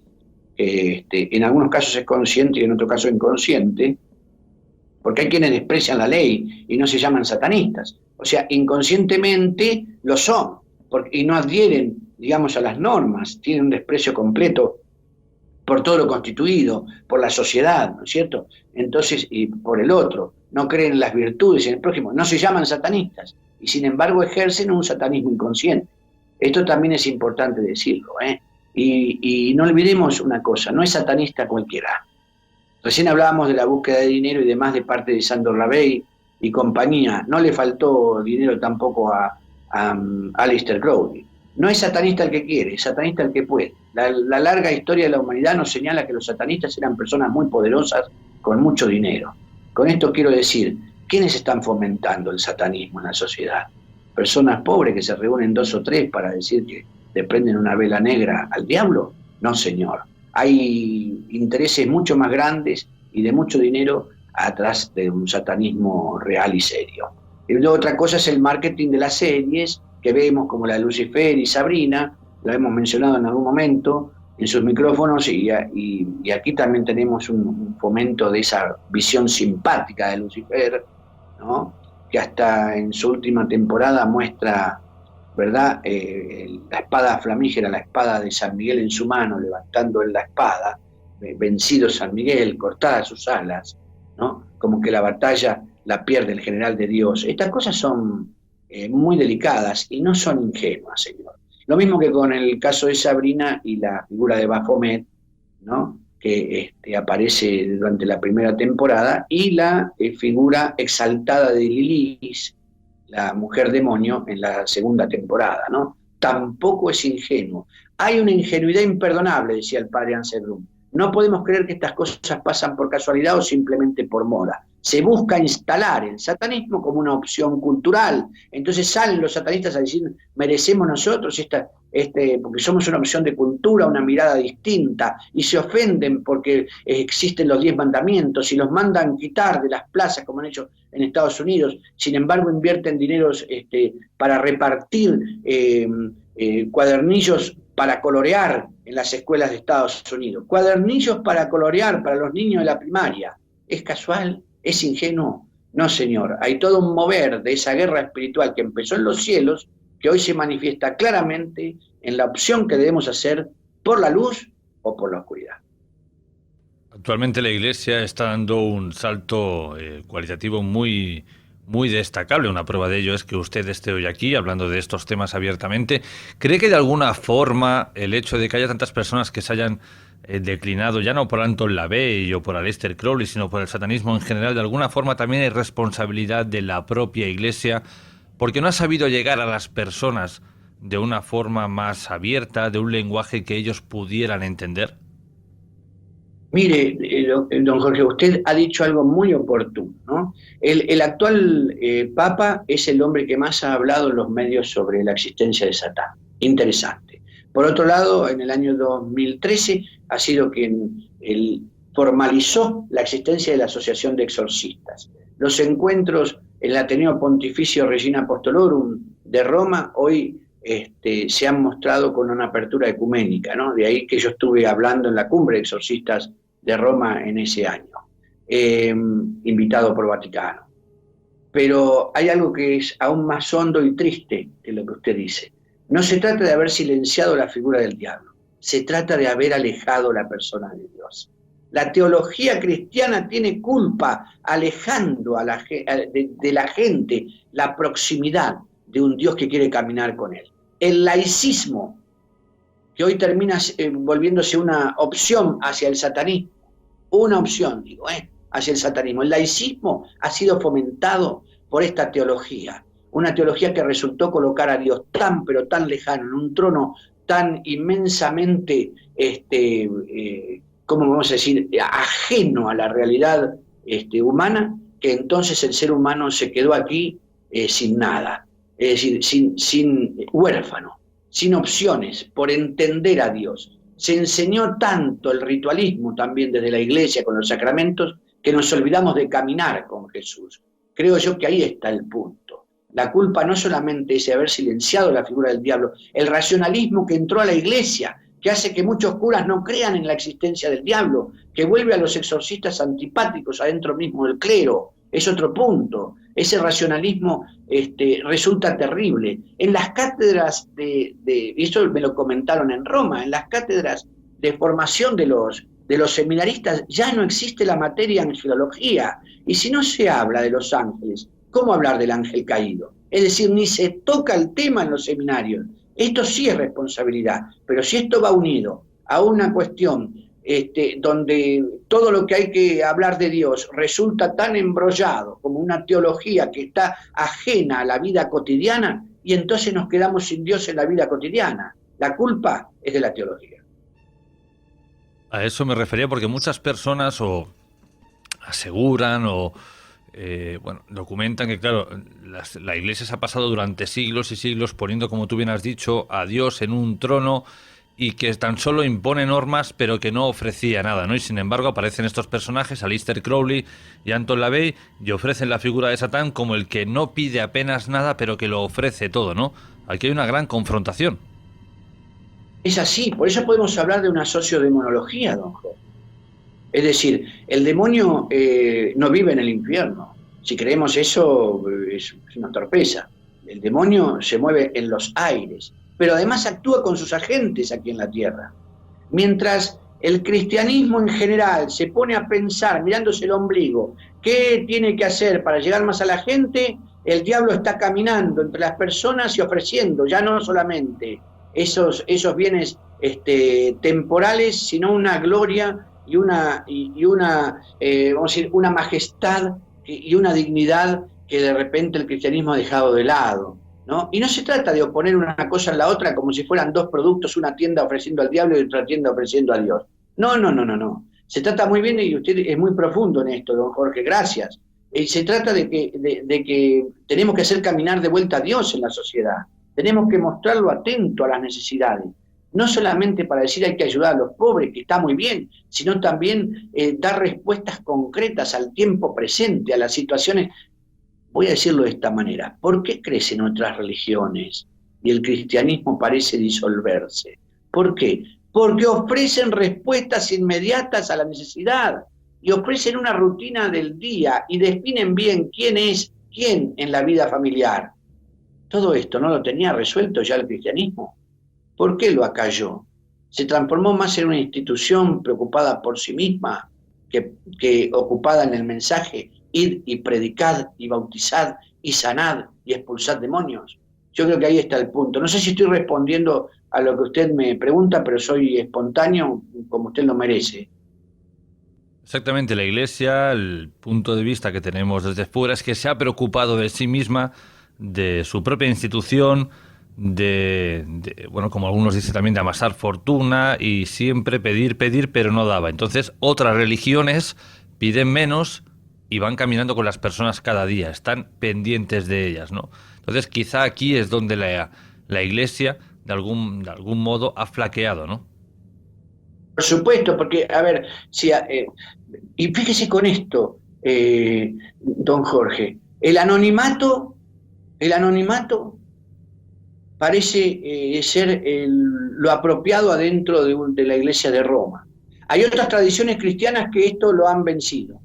Hay comunidades evangélicas, pentecostales, bautistas, que tienen hasta, un contacto estrecho y personal con cada uno de sus fieles.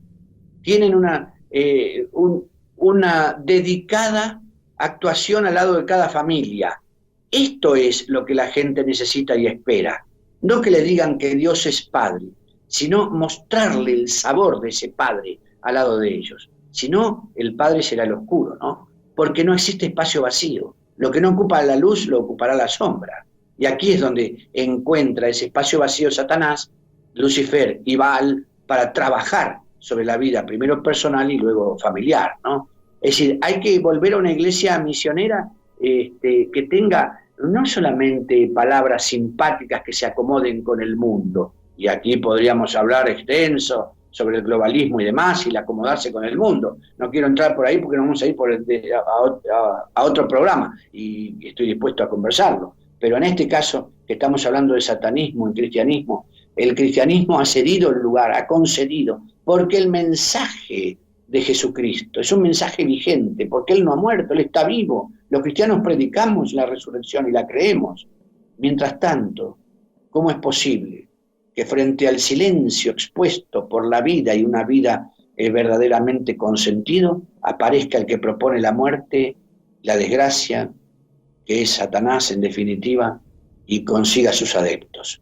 Sí que hay que revisar muchas cosas de parte de la Iglesia, y no solamente sistemas o modos de llegar o evangelizar. La técnica se acabó, y le digo más, don Jorge, la teología se acabó.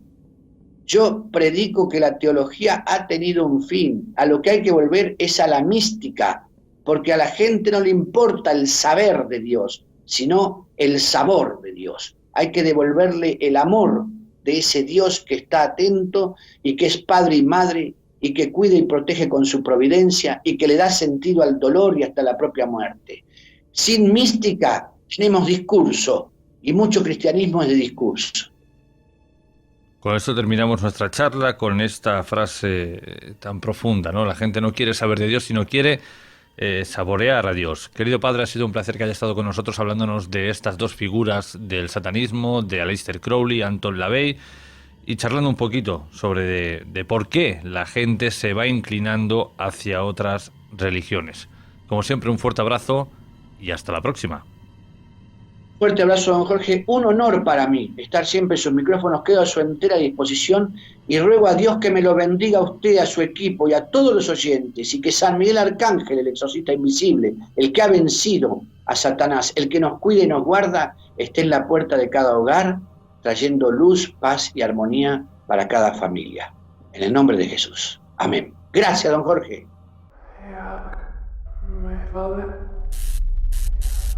Fantasmas, ufología, leyendas, historia. Estáis escuchando Informe Enigma con Jorge Ríos en Radio Playa Daro.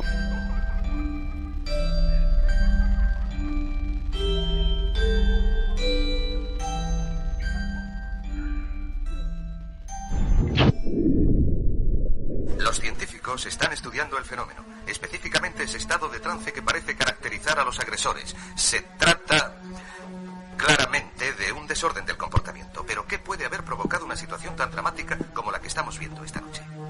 Biólogos de Stockton, California, han presentado un informe que afirma que... ¡Dios os maldiga! Bienvenidos a Voces del Más Allá, con Yolanda Martínez. ¿A quién no le ha pasado alguna vez descolgar el teléfono creyendo que hay una persona determinada al otro lado del auricular y sin embargo lo que escuchamos no es su voz, o bien escuchamos su voz y entre medio se entrelaza otra muy distinta? Eso se llaman interferencias, y a todo el mundo, al que más o el que menos, alguna vez le ha ocurrido, y se debe pues al wifi y a las ondas que van fluctuando por el aire, podríamos decirlo de esta manera. Sin embargo, hay ocasiones en las que no solo no escuchamos la voz de la persona, que por ejemplo vemos el nombre en pantalla, José Luis, por poner un nombre así al azar, sino que sale otra voz muy distinta, una voz gutural, una voz que quizá podríamos decir que no es de este plano dimensional. Pues bien, de eso vamos a hablar hoy en Voces del Más Allá, de esas interferencias, de esas llamadas, de esos mensajes que a través del teléfono nos llegan desde el otro lado.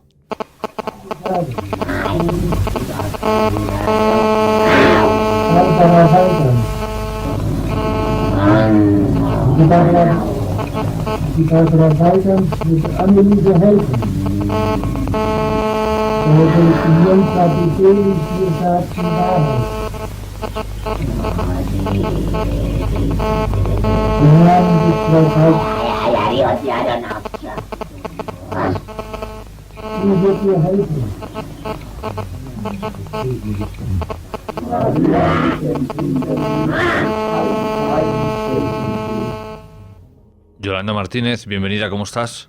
Buenas noches, Jorge. Menuda interferencia se nos ha colado ahí, ¿eh? De unido, como decimos aquí. Pues sí, vamos a hablar de esas interferencias telefónicas, sobre todo. Es verdad que yo llevo muchísimos años, ya sabéis, trabajando con el mundo del tarot, y tanto hago consultas presenciales como consultas telefónicas, y en esas consultas telefónicas pues se me han colado en más de una ocasión sonidos así. Tengo que decir curiosamente que la primera vez que yo escuché una interferencia con voz demoníaca fue con una señora que su marido había fallecido hacía poquito. Ella me consultaba bastante o me llamaba a veces solo para saludarnos, para preguntarle cómo estaba. Y se nos coló una voz, la verdad, tremenda, hablando en un idioma así tipo arameo.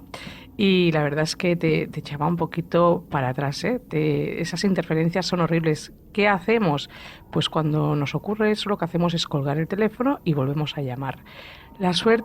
Por suerte, Jorge, no soy yo la única que oye esas voces, sino que la otra persona que está al otro lado del teléfono también las escucha. Cuando dices que cuelgas y vuelves a llamar, ¿qué intentas llamar de nuevo? ¿A ese demonio, a esa entidad o intentas llamar a la persona con la que debieras hablar? No, a ti te llamo más tarde, tú no te preocupes, no, llamo a la señora con la que estaba contactando, volvemos a retomar esa llamada y luego deja de haber interferencias. Tengo que decir que al tener tantas llamadas y al hablar con tantas personas, pues a veces he llegado a escuchar incluso qué iban a hacer a la hora del mediodía para comer. O sea que interferencias hay de muchos tipos. Yo a veces he dicho, ay, madre mía, que se nos ha colado aquí alguien, estamos escuchando la conversación, pues qué voy a hacer de menú, qué voy a hacer, tenemos que colgar igual. Pero cuando esas voces ya no son voces de aquí, sino que estamos hablando de interferencias y voces demoníacas con idiomas como el arameo o idiomas así, pues como el latín, que ellos utilizan ese lenguaje para comunicarse, pues la verdad es que asusta un poquito, ¿eh? Te tengo que decir que te quedas muy impactado y piensas, bueno, ¿pero qué hace esta voz aquí metida? Claro, y aquí la gran pregunta, ¿y por qué cuando escuchas qué van a hacer de menú, qué van a hacer para comer, para merendar, no pueden venir del otro lado? ¿Por qué siempre tienen que ser esas voces culturales las que nos traigan esos mensajes, ¿no? ¿Por qué no puede ser una voz apacible que diga, pues hoy hago macarrones? A lo mejor también viene del otro lado. Recuerda que allí también trabajan mucho, 24 horas al día, 365 días al año. Imagino que en algún momento también pararán para comer. Sí, también comen, pero no lo que a ti te gustaría comerte. Bueno, a ver, específico, me refiero que el menú de allí es muy diferente, ¿vale? Entonces, que sepas que también hacen menús, pero no sé si llegan a hacer macarrones, la verdad. Película interesante que podías saber que cocinan cuando estás allí es la película de La Cabaña. No sé si algún día te has molestado ya verla, que te la he recomendado como 1000 veces. Allí ves lo que se cocina y lo que se hace, pero sí que es cierto que cuando hay esas interferencias y cuando alguien que trabaja, e incluso la gente que trabaja como teleoperador o la gente que está al teléfono todo el día, le habrá ocurrido muchísimas veces. Lo que no sé si le habrá ocurrido tantas veces como a mí, que cuando estoy en medio de una consulta, pues se me metan este tipo de voces. Digo, es que hasta aquí me vienen a molestar, son bastante molestosas. Este domingo justamente me llamó una mujer, estaba paseando sus perros y se fue por la montaña. Tengo que decir que allí se captaron una de interferencias, pero eran brutales. Se cruzó un poquito de todo. Se cruzaron personas, pero hubo una con una voz así que daba, pero era espantoso. Ella se quedó, nos quedamos las dos en shock, tuvimos que colgar el teléfono y volver a llamar. Y yo le dije, haz el favor de salir de allí de donde estás, porque estás cogiendo unas interferencias o hay algo ahí que es que no me está gustando nada. Dice, sí, ahora me bajo. Estaba caminando por la montaña, pero llegó a coger unas interferencias de verdad brutales. Ya te digo, un poco de variedad. Se habían cruzado personas con voces normales y podíamos escuchar las conversaciones, pero de golpe pudimos oír tan que te dejan sin aliento, como digo yo. Interferencias, y también has hecho mención a que los teleoperadores o teleoperadoras estarán acostumbrados a escuchar este tipo de voces o este tipo de cruces. Bien, vamos a escuchar una conversación con una teleoperadora y ahora veremos de qué trata. ¿Aló? ¿Aló? Sí. Hola, buenas tardes. Buenas tardes. Mi nombre es Nilda Bustos y soy voluntaria de Fundación Niño y Patria. ¿Con quién tengo el gusto? Gonzalo Vargas. Don Gonzalo, ¿cómo está? Bien, sí. Resfriada. Don Gonzalo, ¿se nota? Cuénteme. Don Gonzalo, ¿usted conoce Fundación Niño y Patria? Así es. ¿Sabe que es dirigida por Carabineros de Chile, verdad? Sí, correcto. Bueno, le cuento a don Gonzalo que Fundación Niño y Patria es una entidad de derecho privado que no tiene fines de lucro y la única misión que tenemos es educar y proteger a niñas y niños vulnerados en sus derechos y en riesgo social. Don Gonzalo son niños entre los 5 y 18 años que han sido abusados sexualmente, niños huérfanos con maltrato físico y psicológico. Y nuestra misión, don Gonzalo, es poder sustituir los cuidados de la familia con profesionales que permiten su desarrollo personal. Don Gonzalo, ¿me escucha, verdad? Sí, correcto. Le cuento que el motivo de este llamado es poder pedirles una oportunidad para estos niños que solo necesitan ser protegidos. Mi soporte, don Gonzalo, nos puede ser de gran ayuda. Hay que pensar que estos niños son dañados por sus propios padres y abusados por su propia familia. Y estos niños también necesitan alimentarse y vestirse como cualquier otro niño, ¿verdad? Don Gonzalo, nosotros lo queremos invitar a formar parte de esta red de socios. Le cuento cómo canalizamos la ayuda. Esto puede ser a través de tarjetas Falabella, Presto, Almacenes París, Jumbo, tarjeta bancaria, cuenta corriente o cuenta telefónica, don Gonzalo. La ayuda que usted nos brinde es a partir del próximo mes. ¿Podemos contar con su ayuda? Déjeme conversarla con mi señora y... ¿A qué hora lo puedo llamar, don Gonzalo? Llámeme la tardecita, como después de las 6. ¿Después de las 6? Sí. Muy amable, don Gonzalo. ¿Cómo no? Hasta luego. Hasta luego. Bien, aquí teníamos a esta teleoperadora hablando con el señor Gonzalo, o así se identifica, y aparentemente no es una conversación fuera de lo común. Tampoco podríamos decir que es una interferencia porque no hay una tercera voz que haya interrumpido esta charla. Lo interesante viene en el señor Gonzalo propiamente dicho, Yolanda. Pues sí, así es. Nosotros conocemos muy bien, perfectamente esta historia, pero nos gusta ponerla y recrearla otra vez, ya que fíjate que la conversación que él tiene es muy poco fluida. Solo dice sí, no, pues cuando tengas que llamar, llama a tal hora porque yo no te atiendo o no sé, no soy yo el responsable, pero su conversación no es muy fluida. Vamos a saber ahora por qué no es fluida, vamos a escuchar el desenlace de esta historia y ya avisamos que es un audio supuestamente, siempre vamos a decirlo, supuestamente real y que es bastante impactante. ¿Qué hay que poner? ¿Aló? Hola, buenas noches. Buenas noches. ¿Con la señora de don Gonzalo? Sí. Buenas noches, mi nombre es Mildra Bustos, soy voluntaria de Fundación Niño y Patria. Ya. No sé si don Gonzalo habrá conversado con usted, señora. Don Gonzalo ya está fallecido. ¿Cómo está fallecido? Sí, mi esposo falleció ya hace 14 meses ya. ¿Cómo yo hablé con él? ¿A lo mejor será su hijo? No, pero que aquí no hay ningún hijo conmigo en este momento. ¿Verdad? ¿De verdad? ¿Y con quién hablé? Estoy llamando al 857-1120. Sí. ¿Ya? Sí. ¿Y usted no estuvo en todo el día, señora? En todo el día. ¿Y no había nadie? No. Pero si yo hablé con él hoy día. Ojalá que a mí me conteste el teléfono mi viejito algún día. Señora, ¿me está hablando en serio? ¿Cuál es su nombre? Le estoy hablando María Isabel Rodríguez Rojas. Señora María Isabel, yo hablé con don Gonzalo. Ya. Me imagino que... Me está hablando en serio, ¿verdad? Y él me dijo que la que tomaba las decisiones en la casa era usted. Exactamente. Que usted decidía si era socia de nuestra red. Oh, no le puedo creer. Yo no le voy a estar mintiendo, estoy tan sorprendida como usted. Yo tomo siempre tomé yo las decisiones, él siempre me decía usted decida, pero mi esposo falleció hace... ¿Usted no tiene ningún hijo, señora? Tengo 4 hijos. ¿Pero no había ningún hijo en su casa hoy día? No, ninguno. Yo estuve afuera todo el día, anduve haciendo diligencia, pagando cuentas. ¿No había nadie en la casa? No, nadie. Solito. No le puedo creer, señora. No, pero no le estoy mintiendo. Y yo tengo 4 hijos, pero todos mis hijos están independientes, todos viven aparte, me vienen a ver y todo, pero cuando yo estoy aquí, pero hoy día no estuve en todo el día. Mire. Pero... ¿Y para qué le voy a estar mintiendo? ¿Me entiende? Me dejó adentro. Ay, no lo puedo creer, señora. Aquí no hubo nadie en la casa en todo el día. No lo puedo creer. Hace 14 meses que mi esposo está fallecido. ¿De qué falleció? Un accidente terrible. Fuimos de vacaciones y tuvimos un accidente. Falleció mi esposo y mi nuera. ¿Qué edad tenía él más o menos? 66 años. Ya. Mañana lo voy a ir a ver y lo voy a mandar a hacer una misa.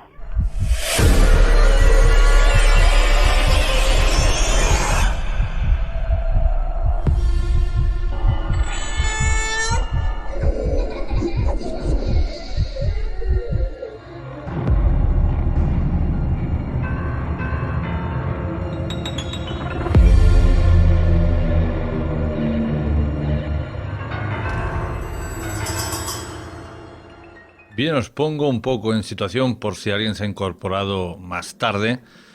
Aquí hay una teleoperadora que llama al 857-1120 y habla con un señor que se hace llamar Gonzalo. Ella le pide un donativo para ciertos niños que viven en precariedad, que tienen problemas como de abusos sexuales y demás.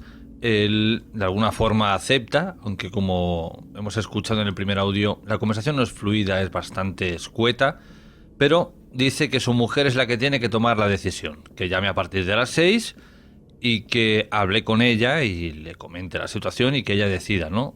Este audio pertenece a esa segunda parte, cuando esta teleoperadora llama a la mujer y le dice que su marido, el señor Gonzalo, le ha dicho que hable con ella. De alguna forma esta teleoperadora intentaba cerrar el trato, intentaba cerrar esta ayuda para estos niños. Pero ¿qué ocurre cuando la mujer dice que es que su marido lleva muerto prácticamente, si no he entendido mal, más de un año, que murió en un terrible accidente cuando estaban de vacaciones? Pues bien, o estamos ante una llamada desde el más allá, y cuidado que estamos diciendo que llamó al 857-1120 y no cogió el teléfono ella ni sus hijos, sino un señor que se llamaba Gonzalo. Pues bien, repito, o estamos ante una llamada o una voz del más allá, o estamos ante la invención más creativa del mundo para cuando te llama la chica de Vodafone a las 4 de la tarde, ¿no? Y no querer contratar algo con ella. Así que cuidado con esto. Yo la verdad es que no dejo de sorprenderme con esta llamada, porque la hemos puesto varias veces en Voces del Más Allá, pero no dejo de sorprenderme la mujer cómo se queda. Además dice, no, en mi casa no vive nadie más, o sea, no puede ser un hijo. Además la voz del señor se veía exactamente con la edad que ella decía, que tenía unos 66 años o tenía unos 60 y pico de años, entonces cuadra bastante, ¿no? Y no me deja de sorprender que en el fondo esta teleoperadora tuviera una conversación con alguien que había fallecido además hacía 14 meses, o sea que no es que se muriera ayer ni falleciera hacía poquito, sino que estábamos hablando de hacía más de un año. Es muy sorprendente, por eso he dicho que en el mundo del teléfono, el mundo de las personas que trabajan como teleoperadores habrán escuchado y tendrán millones de experiencias, porque no creo que no sea ni la primera ni la última vez que ocurra esto. Yo tengo que decir que utilizan mucho el tema teléfono. Tengo que decir que recuerdo 2 hermanas que su madre falleció de un accidente de lo más tonto en casa. Fue un accidente casero, una muerte de aquellas repentinas que nadie se esperaba, y justo estaban las 2 hermanas hablando en casa de su madre con un teléfono de estos de línea que estaban colgados en el enchufe, y si no están en el enchufe no puede sonar un teléfono. Se pusieron a hablar de ella y se pusieron a hablar de qué iban a hacer a partir de ahora, y el teléfono comenzó a sonar cuando mencionaron qué iban a hacer con las cosas, qué iban a hacer. Es como que una llamada a ver qué hacéis o cómo os lo vais a organizar, ¿no? Sabéis que era alguien que había fallecido recientemente, y hay muchas personas que están muy ligadas al mundo material aún. Se van, pero hay veces que piensan que les pertenece muchísimo las cosas que aún están aquí. Hablando de estas llamadas de teléfono, voy a contar una breve historia. Esto ocurrió hace unos cuantos años en un programa de radio de aquí de España. Lamentablemente el audio no está disponible, aunque sé que sí que está a buen recaudo. Y en este programa se hablaban de diversos temas. Entró una señora mayor a dar su opinión y estuvo largo tiempo hablando, cerca de entre 8 y 10 minutos, si no recuerdo mal. Y bueno, el programa transcurrió con total normalidad. ¿Dónde viene lo extraño? Cuando el programa cesa, se termina la emisión, en el estudio, pues vuelve a sonar el teléfono y llama a una persona pidiendo explicaciones. ¿Y por qué? Porque la chica que estaba al otro lado del teléfono y estaba hablando con el locutor le dijo que esa mujer era su madre. Y el hombre, claro, dijo, bueno, yo atiendo las llamadas, yo no pregunto si es la madre, el hermano, yo sencillamente doy paso, comentamos algo en general y ya está. Como digo, lo extraño era porque esa señora decía que era su madre y que su madre llevaba muerta ya varios años. Claro, el hombre ya empezó a poner cara de preocupación, pero el misterio se desvela cuando esta señora dice, bueno, ¿me puede decir el teléfono, el número de teléfono desde el que esta señora ha llamado? Este hombre hizo algo que no debía, pero le dio el teléfono a esta mujer, aparentemente para él desconocida, y finalmente pudo corroborar que es que el teléfono desde el que estaba llamando esta chica más joven era el mismo teléfono desde el que momentos antes había llamado a aquella mujer mayor. Y en esa casa tan solo estaba ella y su marido, es decir, que es que la voz era perfectamente reconocible y era la de su madre fallecida. Es decir, que hasta en programas de radio han llegado a intervenir para dar su opinión. No, sí, a mí la verdad es que no me sorprende en absoluto este tipo de llamadas. Es la que acabamos de escuchar ahora mismo también hace poquito. Tú ahora has explicado esta que ocurrió también hace muchísimos años, que en esta no hay pruebas, pero sí que es verdad que es algo que tú has mencionado y que ocurrió y que tienes pruebas de ello. Pero es curioso porque utiliza mucho el tema teléfono. A mí hace muchísimos años que también yo soñé que recibía una llamada, el que estaba al otro lado era mi padre. Sabéis que mi padre falleció hace mucho tiempo y me decía exactamente, me preguntaba por 2 de mis hermanos. Exactamente por el tercero y el quinto, somos 5 hermanos y curiosamente esos 2 hermanos sufrieron graves accidentes, no accidentes pequeños sino accidentes bastante graves que se podían haber jugado incluso la vida. Y en esa llamada yo al descolgar el teléfono me preguntaba por ellos 2, me mencionaba sus nombres y no entendía exactamente qué me quería decir. Luego con el tiempo ya pude ver qué es lo que quería decir, de alguna manera me venía a decir que estaban en peligro o que iban a suceder cosas en casa, pues que supiera, pues como alertarme, ¿no? Al mencionarme los nombres de ellos 2, me quedé bastante sorprendida. Al principio no lo entendí, pero luego justamente primero tuvo un accidente uno, bastante grave, y luego fue el otro. Así que siempre estaros muy atentos a estos teléfonos, porque siempre podéis recibir, en cualquier momento podéis recibir una llamada. Incluso aquellas personas que guarden el teléfono móvil pues de algún familiar que ya ha traspasado el último umbral, cuidado con esto. De hecho, tengo un amigo cercano el cual guarda el teléfono de su madre, pero le tuvo que desconectar la batería, quitarle la tarjeta SIM, porque a ciertas horas de la noche le llamaba. Es decir, él veía que en la pantalla ponía mamá, descolgaba y no oía nada, oía como una especie de viento, como un silencio y como una respiración, pero nunca una conversación. Por eso digo, cuidado con guardar estas cosas cerca, porque a veces nos pueden dar algún susto. Vamos a escuchar ahora la última interferencia de esta noche. Veis que tenemos una amalgama diferente y quizá alguna de ellas os pueda sonar, os pueda resultar familiar.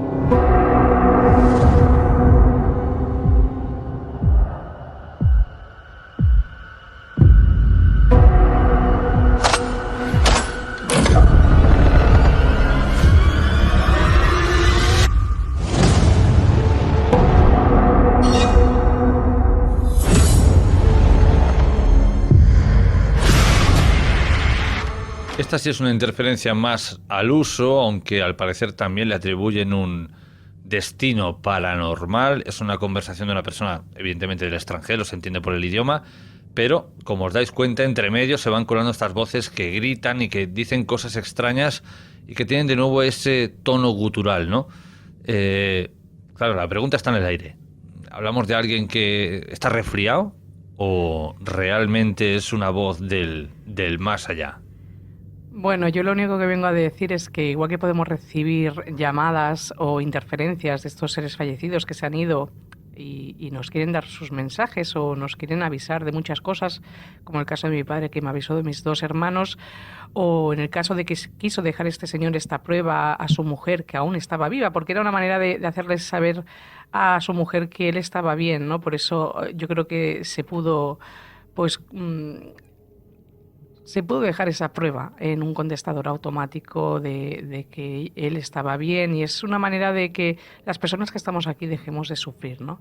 Pero ¿qué ocurre? Cuando yo hago consultas de tarot telefónicas y se me ponen interferencias así, yo tengo muy claro que vienen a molestar, vienen a hacer lo que ellos mejor saben hacer. Estamos hablando de presencias ya demoníacas porque las voces son así. Además, tú tienes a Padre Manuel acuñado, le puedes preguntar tranquilamente si esto es posible. Además, me ocurre, yo puedo tener muchas conversaciones con todo el mundo por teléfono, ya que soy una persona que hablo mucho por mi trabajo. Y justamente me pasa más cuando estoy haciendo consultas de tarot, que se pongan a hablar en ese idioma, la verdad es que te quedas impactado. Y como te he dicho yo, Jorge, por suerte no soy yo la única que lo escucha, que la otra persona que está al teléfono también lo escucha y nos quedamos las dos sin aliento, ¿eh? Nos quedamos sin aliento, colgamos, volvemos a retomar esa llamada, lo comentamos y decimos, Dios, mejor no saber lo que nos estaban diciendo. Por suerte no entiendo ese lenguaje.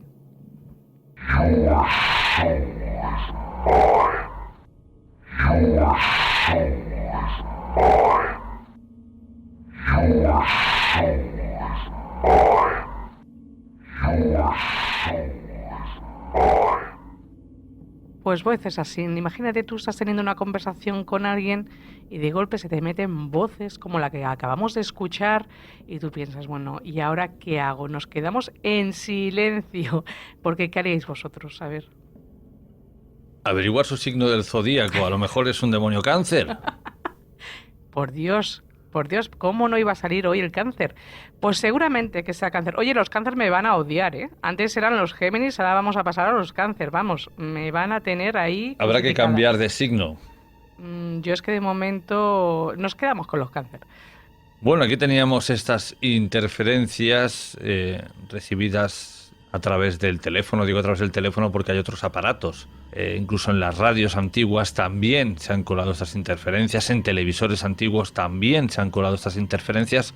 Es decir, en cualquier aparato electrónico conectado a la corriente, de alguna forma lo utilizan y nos hablan. Yolanda, ¿formas de contacto? Pues recordad por Instagram, Yolanda Martínez 544, recordad que subo las energías de Oshosen para saber cómo estaréis esa semana, cómo vais a estar. Y también, pues para los que queráis una consulta conmigo, pues podéis llamarme al 647-552954. Yolanda, hasta la semana que viene. Hasta la semana que viene.